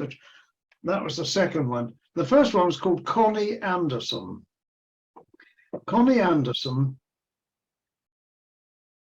and she starts her review with these words, because I wrote them down, because I thought you'd like to hear them. Most readers of AJPA, that's the American Journal of Physical Anthropology, recently renamed Biological Anthropology, will be surprised to find a recent book, this was writing in 1992, just a year after it came out, will be surprised to find a recent book devoted to an issue we thought long dead. Even in 92, they were saying long dead. Long dead. Now, this book, which came out in 91, because of our conversation, I've been rereading it. It is a fantastic book. It's full of new ideas. There is nothing but nothing dead about it. It's wonderful. This book is so full of life. And so I think because of Elaine Morgan's initial feminism, which knocked the idea on its head, followed by the fact that this book was written by a bunch of Europeans who should have known better in the American view, knocked it dead for the second time. And now we come on to Simon's question, which is, why isn't it in the textbooks? The textbooks are American. Are they all American? Yes. Really? I don't know of I must be wrong. There must be one. I don't know of a single European textbook, a textbook on biological or physical anthropology that has been written. I may be wrong, there may be one, there may be a very good one. I've just missed it because, don't forget, I've been retired for 25 years now, that it could have happened. But while I was alive, no. And I taught anthropology for 29 years in Oxford. We didn't use textbooks, Algis. We didn't use textbooks. We directed our students to papers in journals and to books, like the books on evolution by Lewin and Leakey, Richard Leakey, the older books, Louis Leakey's work, and more recent books coming out on particular topics. We made them read books, even if we didn't agree with them, by Robert Ardrey, Conrad Lorenz. Those were the kind of intellectual books at the background. I wrote books on chimpanzees. You know my book on the apes, you've got it there. I was going to say, you were writing the textbooks. Never mind. Well, they weren't textbooks. If you look at those American textbooks, one of my best friends, he still is, in a way, one of my very best friends, Cliff Jolly, has written a textbook. And there must be 20, 30, maybe more textbooks on physical anthropology, biological anthropology, all American, all well illustrated, all with the same sections: human variation, human evolution, fossil man, archaeology, primatology, primate variation, and then probably a section on behavior. And they're written in a set series, and editors look at them and say, yes, this is a good textbook. No, it isn't, depending on how they follow on from what's gone before. They're all in a kind of muddy puddle together, and they're. I've tried reading them, Algis, long ago when I was at work. I couldn't get on with them at all. I thought to myself, heaven help students who've got to study this. Well, it's Much as it's a very Yeah. interesting angle. I must admit, I'd never thought of that, but you definitely I think you definitely made a good point, because there's no doubt that in America, the hostility is greater. I can remember when I went to the AAPA conference in 2009, and I gave a talk on the wading hypothesis. And yes. the reception was really quite hostile. It was quite scary, actually, you know. So I can imagine. I think there's some truth. There's definitely some truth in what you say there. It's disappointing, though, isn't it? That would be, that, you know, that a scientific field would have such a national bias because of the culture of. I suppose America's got a battle with creationism. So the people in anthropology are that more sensitive to anything that's not quite mainstream. Well, yeah, they would like to feel that they determine the mainstream, and because they're so numerically such a huge. I mean, you can count the number of biological anthropologists in Britain, and on two hands, really. That we're a small subject. And in Australia, Germany, France, you can double or triple the number.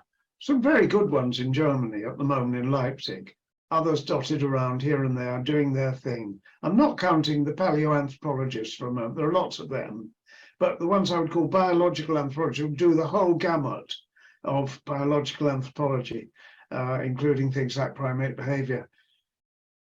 In America, there are thousands and thousands of them. Every college, every university worth its salt has one. There must be 10,000. The American meetings are up to 5,000 strong. Meetings here up to 500 if you're lucky, and of those, most of them aren't anthropologists at all. A lot of people call themselves anthropologists who haven't studied it. You mentioned Alice Roberts. She's not an anthropologist. She calls herself a biological anthropologist, got no anthropology training. She trained as a medic and worked as a doctor for a while.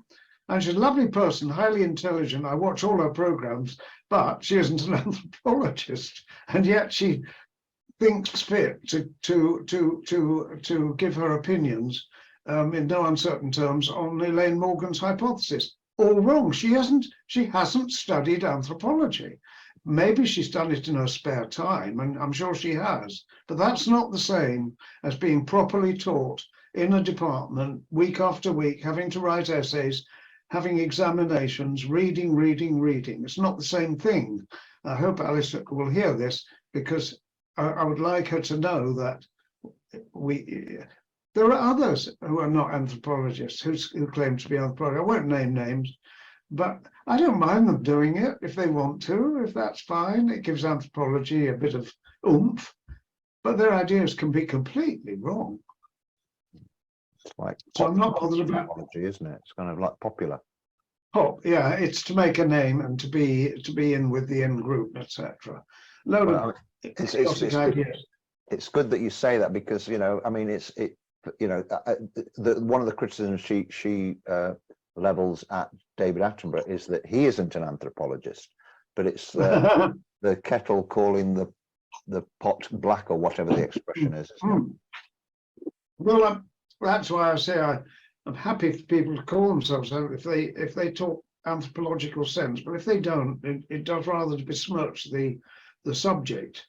Now, Elaine Morgan wasn't an anthropologist at all, but she never claimed to be. She claimed to be who she was, and she was a modest person. But of course, these days, when you get a TV show and you're on every week and you're in the limelight, when you've got a following of 1 million people, it's no good being modest. If you're modest, they close down your show, you know, and they say, you know, can't you do better than that? Yeah, So it's a different set of values when you're on TV. true. But yeah, I mean, okay, so we covered the evidence side of things and well, we covered the reasons for it being unpopular.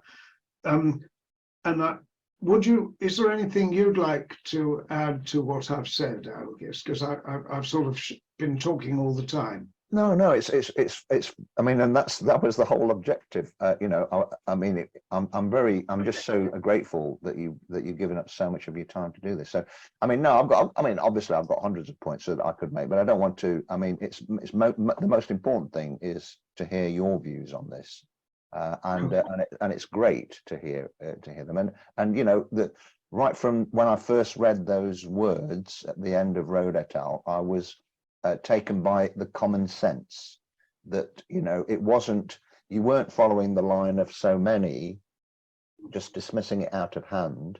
You went through the evidence, and you know, in my opinion, you didn't kind of look at some of the evidence. Well, maybe the talks at the Valkenberg didn't go into the side of it that I would have liked to have gone into, but on the basis of the talks, you went on the Savannah side on, you know, I don't know, 5 or 6 points, and then you made the point, the contrary point for a couple of them, which is balanced and fair, you know.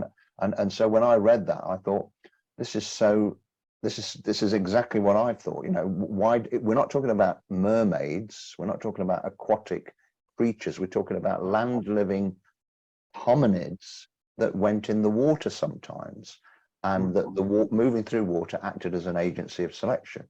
I mean, one of the big things I've sort of taken on board from Richard Dawkins, I think, is the degree of selection that is required to make a massive phenotypic change is actually tiny. You know, you don't have to become a mermaid to lose a bit of body hair or to have a baby that's born fat. You know, even if there's a slight benefit in that gene over not having that gene, then the whole of that population, the gene will go to fixation in remarkably short time. And you can test it yourself by using some of these population genetic software packages. And so I always think, you know, people are thinking in too much black and white terms, aquatic versus savanna. And if we think water side, that is the answer to both of these problems, I think. So I just really so grateful that you were so instrumental in writing this book, which is still the best book on the subject, and you gave such a good summary, which inspired me then to try and relabel this idea with Elaine. And waterside hypotheses, I think, is the way to go forward. Well, it's good of you, August, to say all those nice things, and I'm glad that the book had that effect. I mean, it's led to this series of What Talks, which are entirely down to you. And I would just like to say, you have now, you know, done a major service to Elaine Morgan's, Alistair Hardy and Elaine Morgan's ideas by putting them out in a modern format in a series of talks, all of which, some better and others not so good, maybe, but some more believable, others less, maybe. But the point is, this is the forum.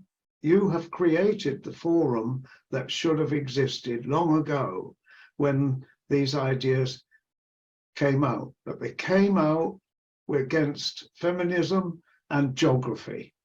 And those two factors together have led to them not developing. It's like a seed that fell on barren ground. And in fact, barren ground because it was Europe and not America.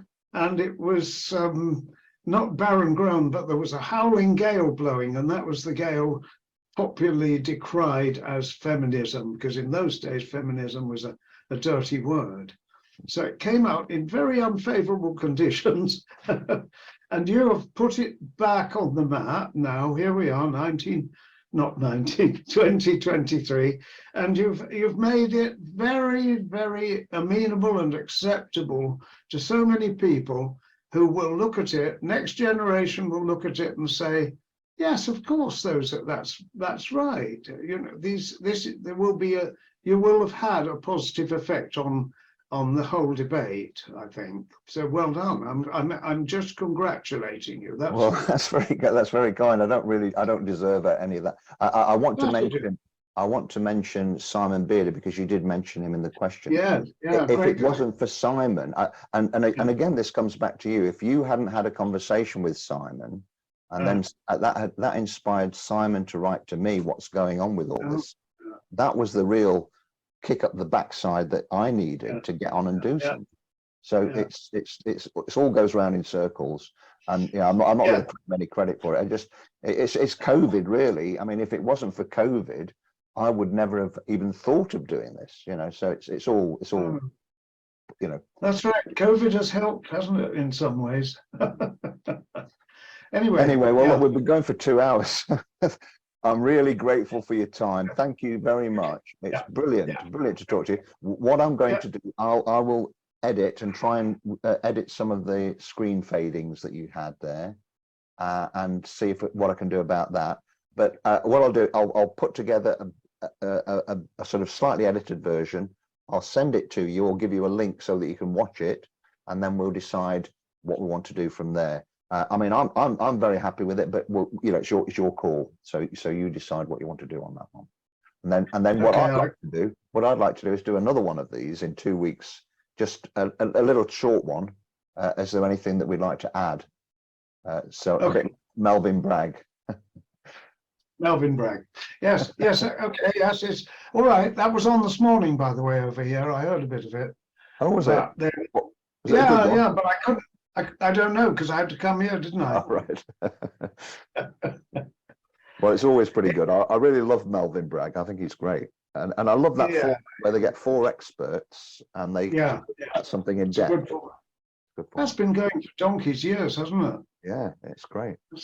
It's a good long series of years. Anyway, I guess I'll say goodbye then and go and see what's going on in the rest of my life. All right. Well, thank you again. Thank you very much. And when you see Richard, give him my best regards. Richard Wrangham. Oh, I won't see. Oh, you mean Robert? I thought you said you're going to meet Richard Wrangham. Oh, Robert. Yeah, I won't see him because he's picking the skull up in Cambridge at my son's place. All right.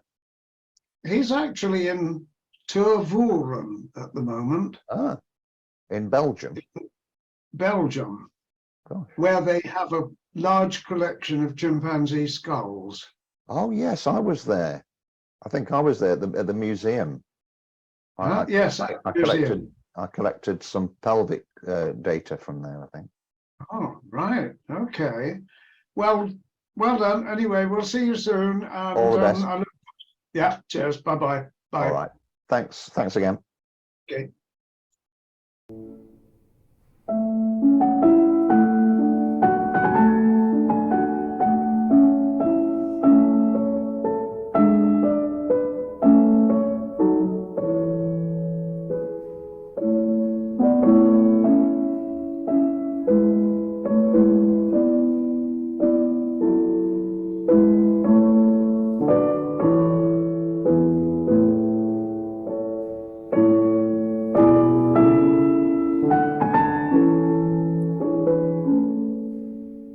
Okay, Vernon. Well, it's great to have you back, and thank you for taking the time to do the interview and to listen to our recorded one last time. So, what I thought we'd do is like do a Melvin Bragg, you know, like Melvin Bragg on In Our Time. I love that program, and one of the things I like about it is after the discussion, they always say, and now Melvin and his guests will have got a few more bonus material, where they discuss things that they think they've missed.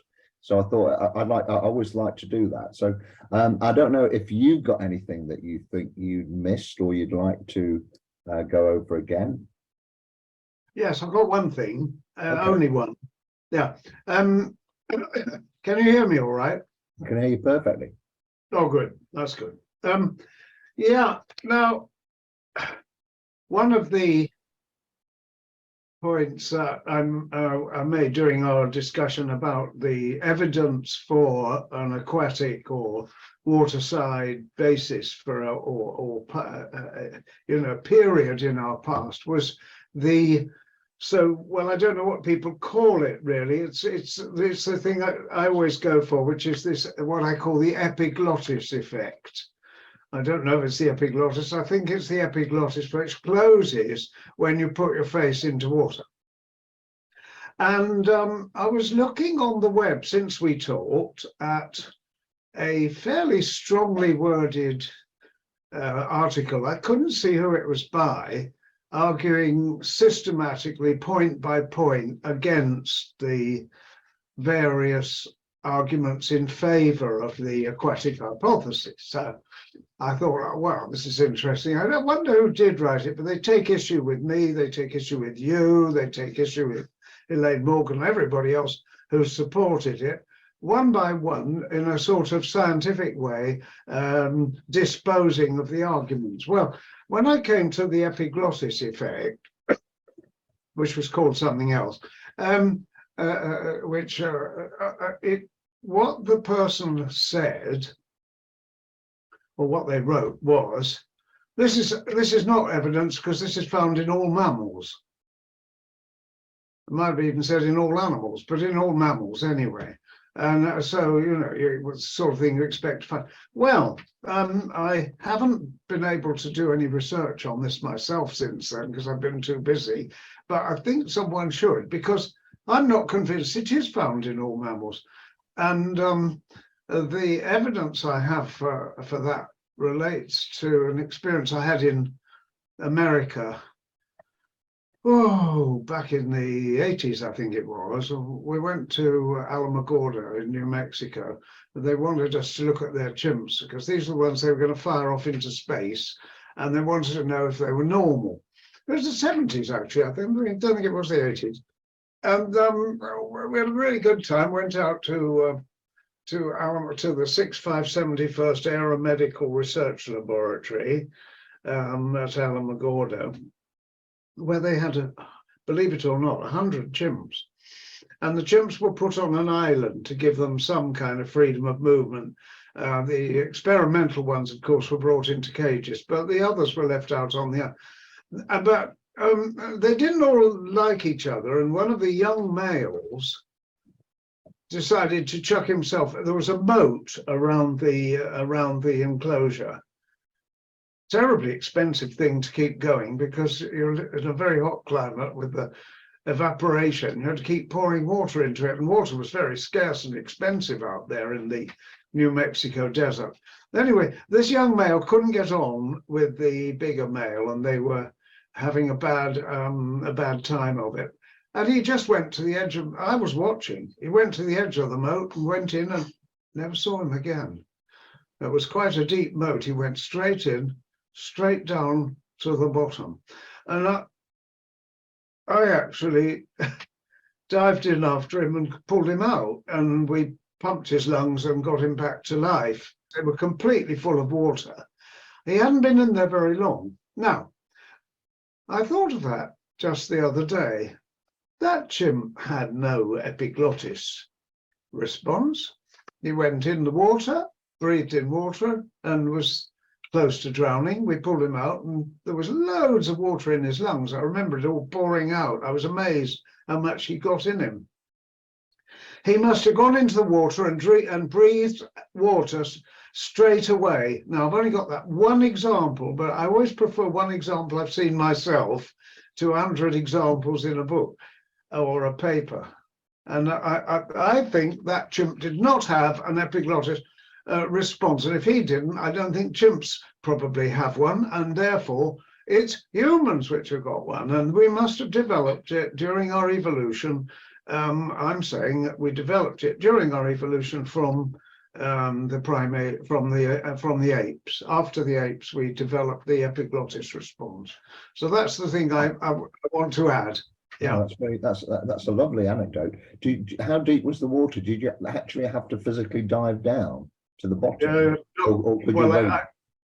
I waded in, and I think it must have been about 4 or 5 feet deep. It was it was perhaps, I definitely, I mean, it wasn't hugely deep, but it was that deep, probably even 6 feet. I wouldn't be surprised if it was 6 feet deep. I certainly went underwater, found the chimp down there, and he was just lying there in a hopeless state, and pulled him out, and we pumped him out. Oh, well, good for you for doing that. It reminds me of the paper or the chapter that Jan Vind wrote in the Roede et al., because he wrote specifically about humans' proclivity to drowning, and he was suggesting that the apes were all terrible in water, and humans included. But I think your point is right. I think of the apes, we are definitely the least prone to drowning for the reasons that you say. Yes, I think we are. We do have to learn to swim. I go for the cortical version of swimming. I don't think although babies seem to swim, and that is a very, very, very interesting fact. And I think that supports the aquatic idea. But the fact is, as we grow older, if you take a 5-year-old and they can't swim, and so you have to be taught. We all have to be taught. And as a matter of fact, African children are not taught to swim, and they can't swim, and they have a great fear of water. If they fall in it, they drown. So it's a cortical, but the fact is, Algis, that even a learned behaviour has got an evolutionary past. And think people have tried to teach chimps to swim and they haven't succeeded. Chimps just can't swim. The argument for me that's kind of for me it's one of the best arguments is the fact that human infants are born with 5 times more fat than a chimp. So, and clearly that's not a learned behavior, that's genetic, and it's not really to do with the diet of the mother. Even a woman who is on a pretty poor diet, as long as the baby is viable, will still have a lot of adiposity at birth. And it seems to me that has no real benefit on the savannah and not climbing trees, but it could save a baby's life if it fell in the water, if only to help the mother to rescue it. I'll give you a benefit on the savannah then, and that is just playing devil's advocate, Algis. If the mother has lost her fur, okay, in my opinion, not for aquatic reasons, but to lose heat through sweating.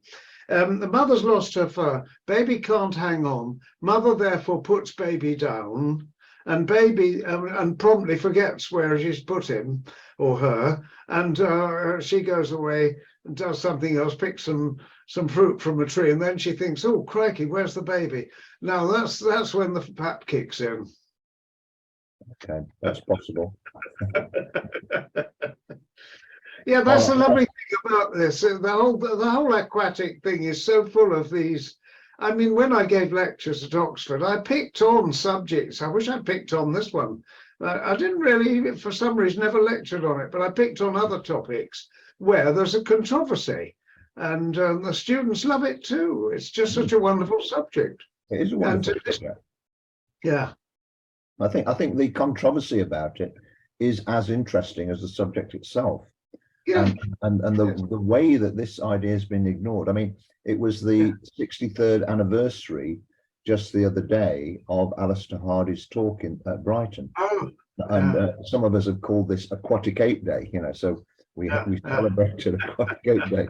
I think it was on the 5th of March, 2 days ago. Anyway, that's a really good good addition. Thank you. I've got a couple of points I want to make, if I may. Yes, good. One thing I thought would be good to get on record, and I'm going to share my screen again. Okay.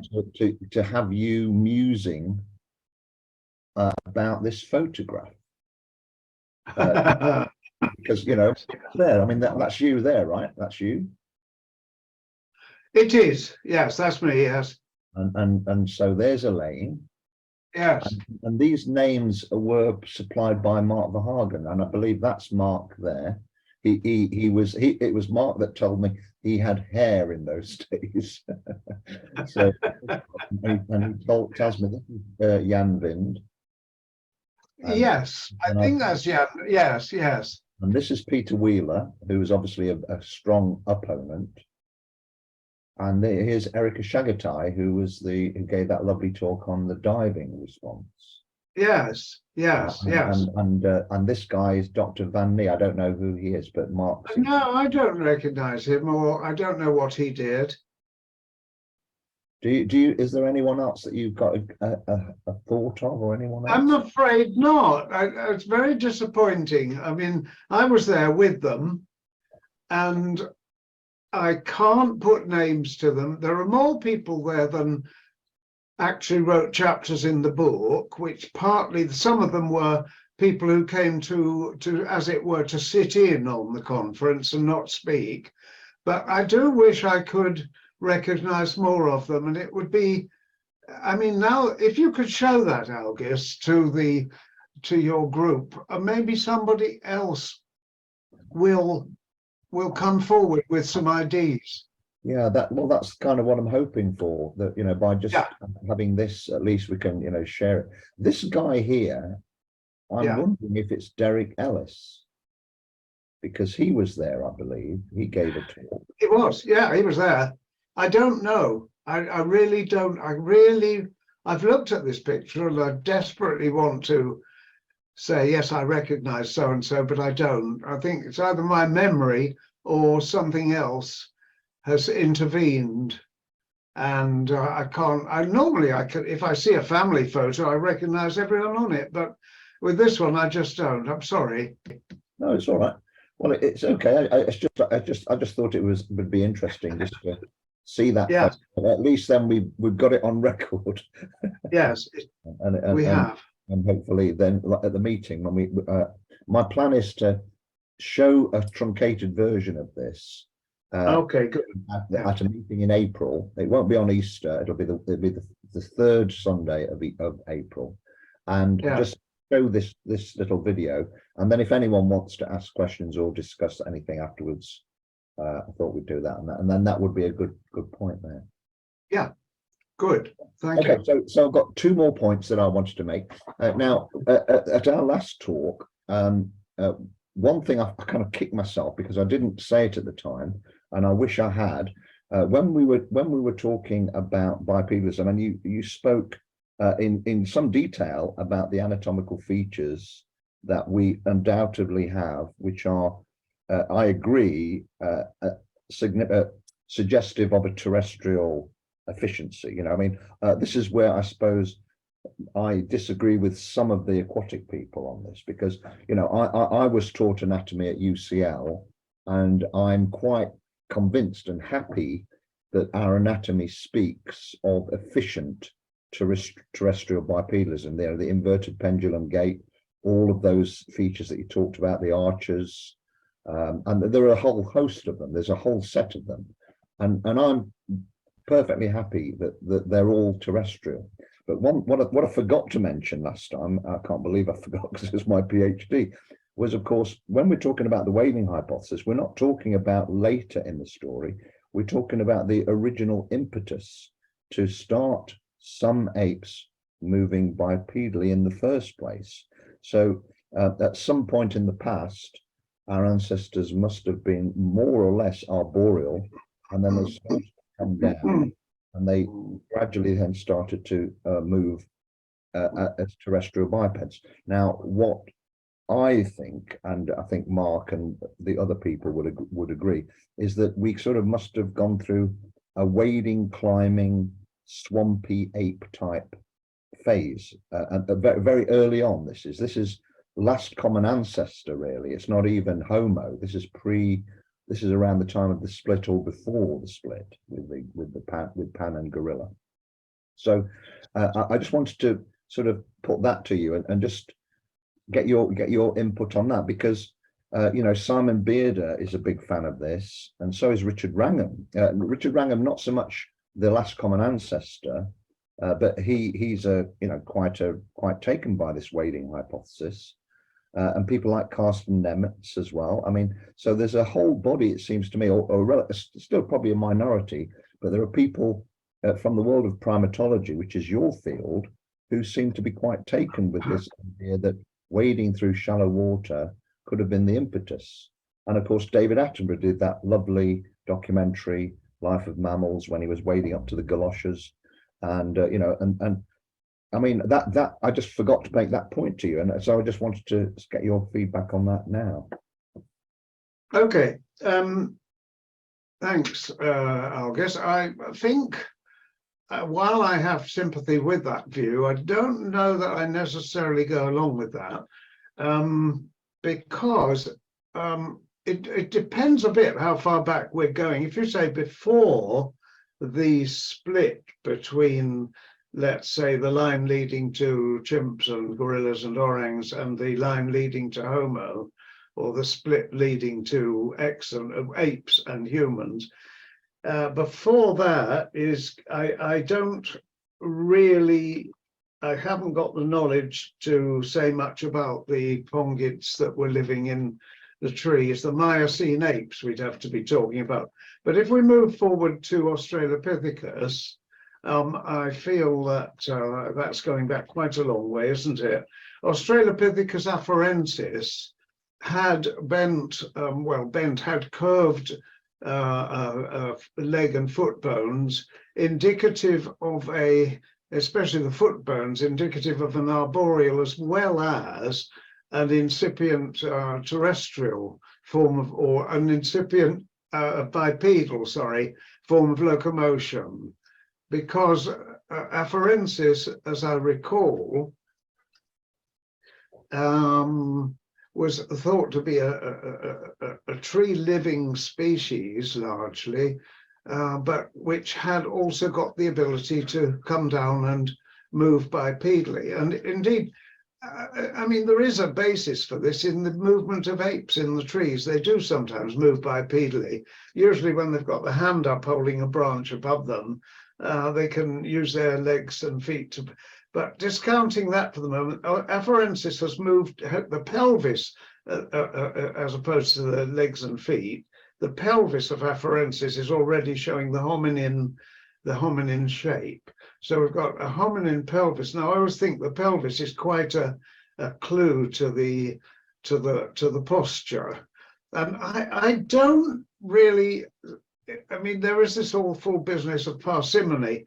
I don't really see why we should introduce an aquatic wading explanation for that, for the anatomical changes that we see in afarensis, as opposed to a straightforward terrestrial locomotion hypothesis. In other words, what has wading got that walking on the ground hasn't got? Okay, well, I can give you a few thoughts there. I mean, first of all, the habitat that Lucy was found in Hadar, it was a wetland. It was a wetland for 1 million years. I mean, if you get the book by Johansson and Edie, that was kind of bestseller on that subject, there's a page of 3 images, artist's impression of Hadar around the 1 million years that the Australopithecus afarensis lived.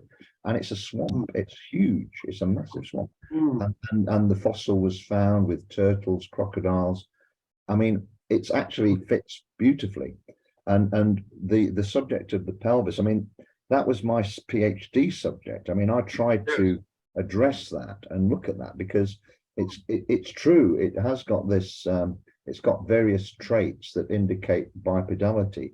In fact, it's hyper bipedal. You know, if it's got this very unusual platyploid shape. So the AP diameter, the anterior posterior diameter, actually is very narrow compared to the lateral diameter. And as you probably are aware, in the primates, the norm is the opposite. You know, it's actually very narrow laterally and quite wide AP typically. So if Australopithecines were somewhat intermediate between typical terrestrial hominid and an arboreal primate, you would expect something intermediate in the pelvic shape. But in fact, the platyploid pelvis of Australopithecine is a complete outlier of all the primates. And if you ask the question, well, you know, okay, it was some kind of biped. What kind of biped could that be, considering that it's living in a swamp? I mean, it just seems to me that we should at least consider that it might have been a wading ape. And my PhD was to look at the lever arms of all the muscles, and the shape of the Australopithecine pelvis gives favor to adduction, abduction, and rotation of the thigh, which are the three movements you'd expect to have more in the water. So I mean, obviously it's circumstantial, it's coincident, it's not a clincher, but all of the evidence seems consistent with this. Well, in my role as sort of competent here, I would say you can't efficiently run in the water. I mean, you could be in a swamp. You try running in a swamp, you'd probably fall flat on your face, and Australopithecus afarensis would have done just that. So I think yes to wading. If there's a swamp, good idea to wade in it because you provide food there. But also, if we accept that some of the adaptations of even at the afarensis stage were to do with running, and I don't know whether we can accept that or not. I'm not enough sufficient of a paleoanthropologist to know that. But insofar as the legs were developing that kind of locomotion that Lieberman talks about for endurance running, whether they were at that stage, we don't know. But if they were, then that would have been done on hard ground. And okay, just talking about the habitat, I haven't studied it, and I always distrust anything I read just in books. I like to sort of find out for myself. But assuming that Johansson's right, and he must be right, that that was a swamp, I'd like to know, perhaps the swamp was for, as much as half a mile or a mile on each side of the lake, which I believe there was a big lake there in the Hadar region. But then after that, I would imagine you would move on to solid ground. And in fact, there were mountains in that region, as I recall. And therefore, at some point, our Australopithecine would be forced out of his swamp, which he liked being in, and onto hard ground. And then he might have had to chase wildlife on the hard ground, the way that the Bushmen do. So I think we need to bear in mind that it's not just a swamp. No, true. On the running thing, I think there are other features of Australopithecines which would argue that they weren't runners. I don't think Dan Lieberman would argue that they were runners, because they've got these very long feet, and like you said, the curved phalanges. So there's a lot of counter indications. So I mean, absolutely. I mean, I take your point. They're not only living in the swamp; obviously they're doing other things. But I mean, it's not just Lucy. I mean, Olduvai Gorge was a wetland called Cubifora. If you go back further, Sahelanthropus was found in the middle of Paleo Lake Chad. These recent findings, Danuvius River, a braided river system, it just seems to be, there's a lot of evidence for it. The other point I wanted to make on this was, when you did your brilliant book, Roede et al., at that conference, in 1987, there was absolutely, and correct me if I'm wrong, because obviously your knowledge of primates is far astronomical compared to mine, but I mean, in 1987, as far as I'm aware, there was almost no anecdotal evidence of chimpanzees, gorillas, bonobos, orangutans wading in water. When Elaine Morgan wrote her book in 97, this is 10 years later, the best she could do was to come up with a third-hand story about proboscis monkeys in Borneo that somebody had seen moving bipedally. And when I read that, I thought, crikey, surely we can do better than that. And of course, when I got into it, I met Simon in Oxford, and he showed me this wonderful set of photos from one of his students, Jesse Toombs, who'd taken all these photos in Konkwati in the Congo, a lot of them of bipedal locomotion. And then soon after that, there was a whole series of studies of gorillas, in the wetlands in the Congo, and then the bonobos, and then the orangutans. And now there's a plethora of video images of apes moving bipedally. And I just wondered if that had been available to you people in 87 in Valkenberg, maybe that would have given you more kind of confidence to support that wading idea in the paper. What do you think about that? Yes, I know. I think you're absolutely right all down the line there, August. We didn't know about that sort of thing at that time. And as I say, my own experience of apes was that as soon as they went into water, they drowned. Now, we weren't, I don't suppose I don't think I ever really gave much thought to wading. Actually, it was either swimming or it was walking, and wading didn't really feature the way it does now when we know that so many primates wade. And of course, some swim. I mean, I've seen films of rhesus monkeys jumping into the river and playing, young ones especially love to swim.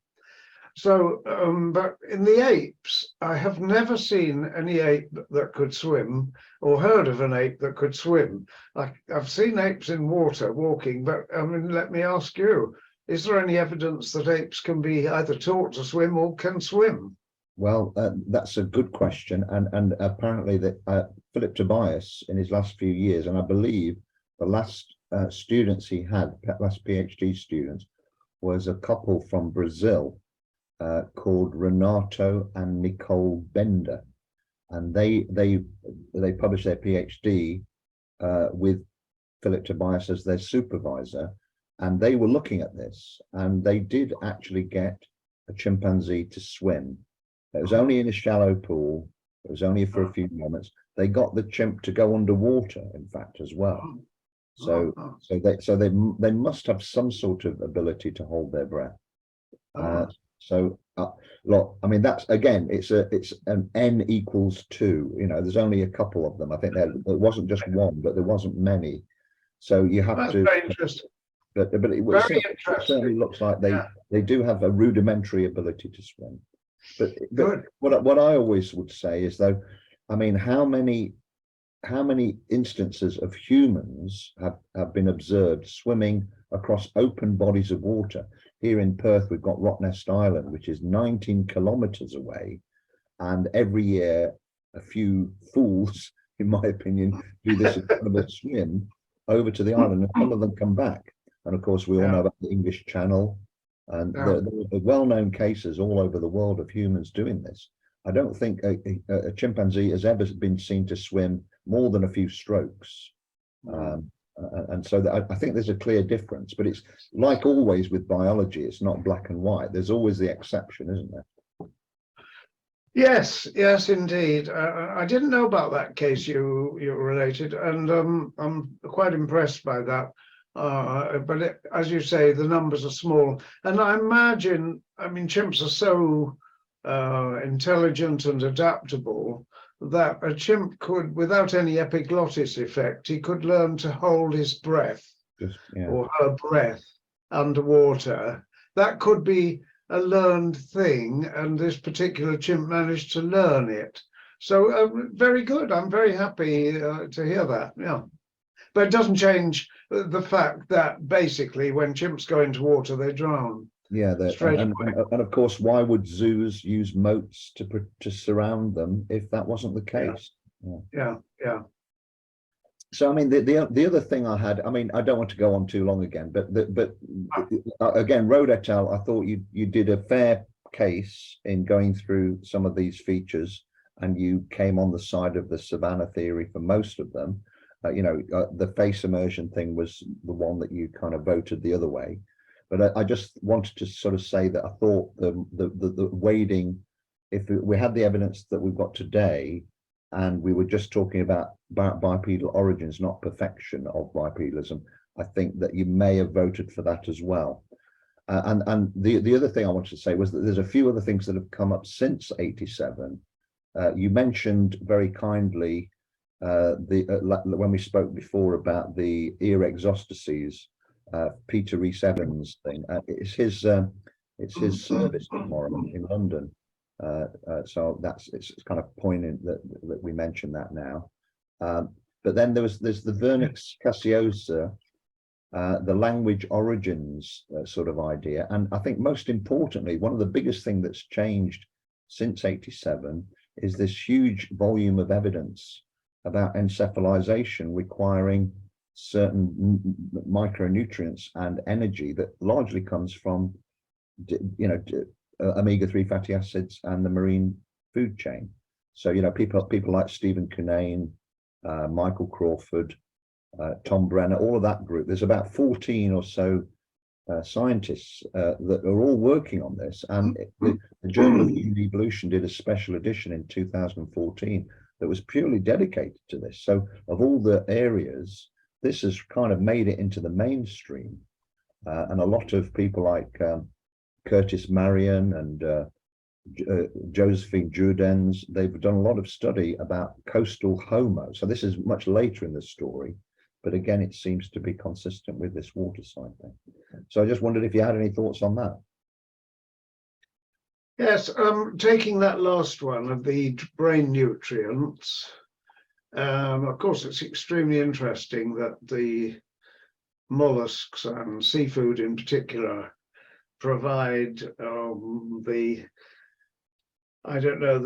sort of lipids which brain tissue needs, and I would agree entirely that eating seafood, or let's say mollusks, fresh water as well as seafood, if it contains those kind of ingredients that are useful to brain development and brain success, having a successful brain, that would have been a factor in the evolution of the brain. In primatology, one of the main factors said to be driving brain evolution in primates is social interactions and the need for individual primates to be able to interact with each other, not just one-to-one, but one-to-two, one-to-three, and to have, in fact, a very complex awareness of the other members of the group.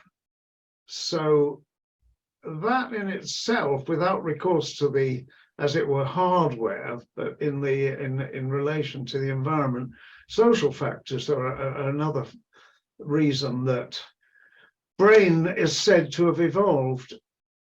So we've got different, just what I suppose I'm doing my usual thing of saying there are different factors at play here. And okay, you could eat as much mollusks as you want, but if you didn't have the social factors, you might not evolve your brain.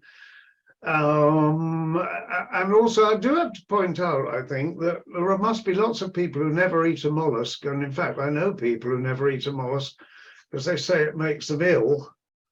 So if it makes them ill, then that's not a very good argument for their vital necessity in human brain evolution. Plus, of course, people who don't live anywhere near mollusks, I mean, I would think only perhaps 5 or 10% as a guess of the human race have ever eaten a mollusk. But the brains seem to be perfectly normal. Yeah, that's a pretty good counter argument, I must admit.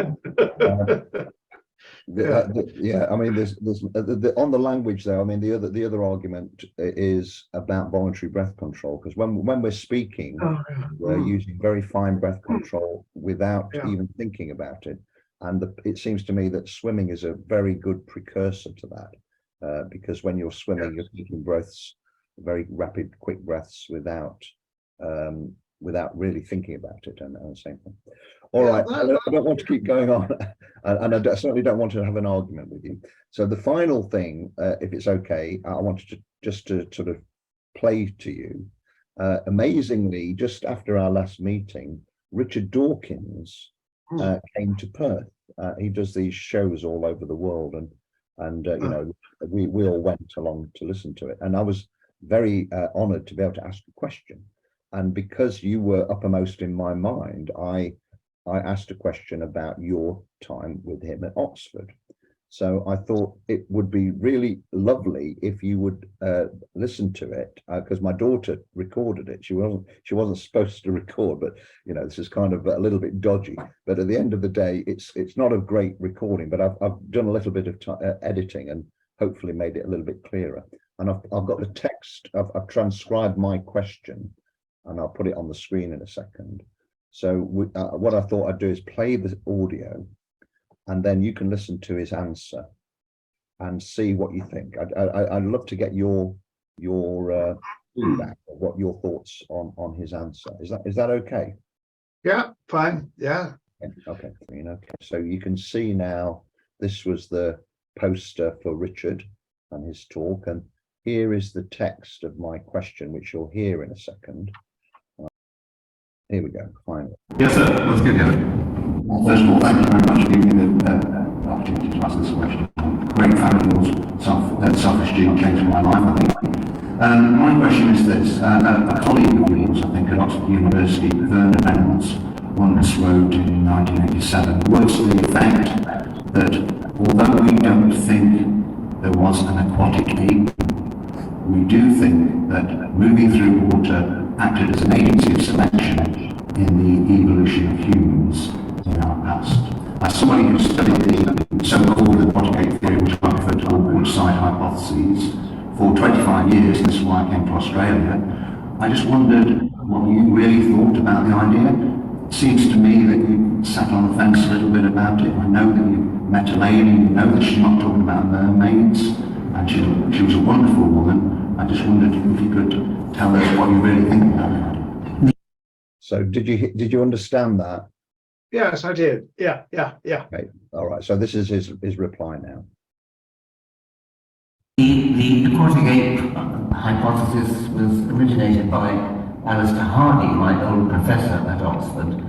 He delayed announcing his theory until after he retired. I think he wants to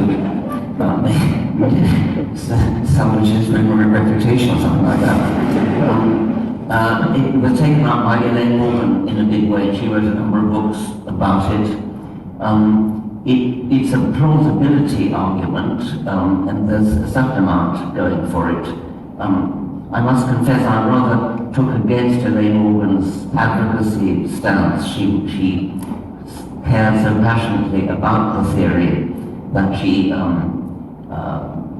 would only ever talk about positive evidence for it and never evidence against it. The idea really is the following, that at some point in human hominid history, it's left in a bit vague way, you're not really quite clear from the proponents of the theory when they're talking about, perhaps you so would enlighten us on that. Humans went through a phase of being aquatic, or at least living in the seashore, and the circumstantial evidence for this is things like our hairlessness, the fact that we have a thick layer of subcutaneous fat, which other aquatic animals have, and various other things like having hair on the top of our head, which might have been handy for keeping us on off our heads when we were swimming around.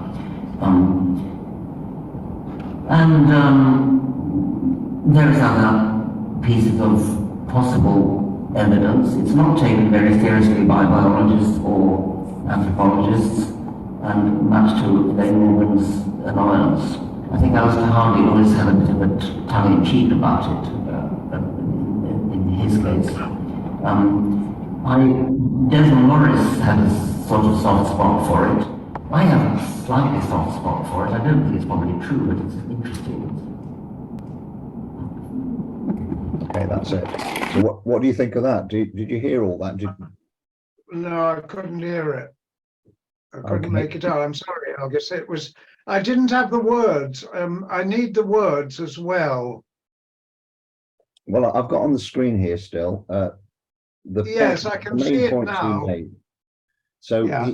the first point he made was a bit of a jibe that Hardy only mentioned this after retirement, kind of for reputational worries, and it drew titters from the crowd. But I just thought that was a bit unfair because, I mean, clearly the fact that he's still being sneered at 63 years later shows why he was reluctant to talk about it. And he had very good reason to not to talk about it, maybe in his career. So I thought that was a bit on there.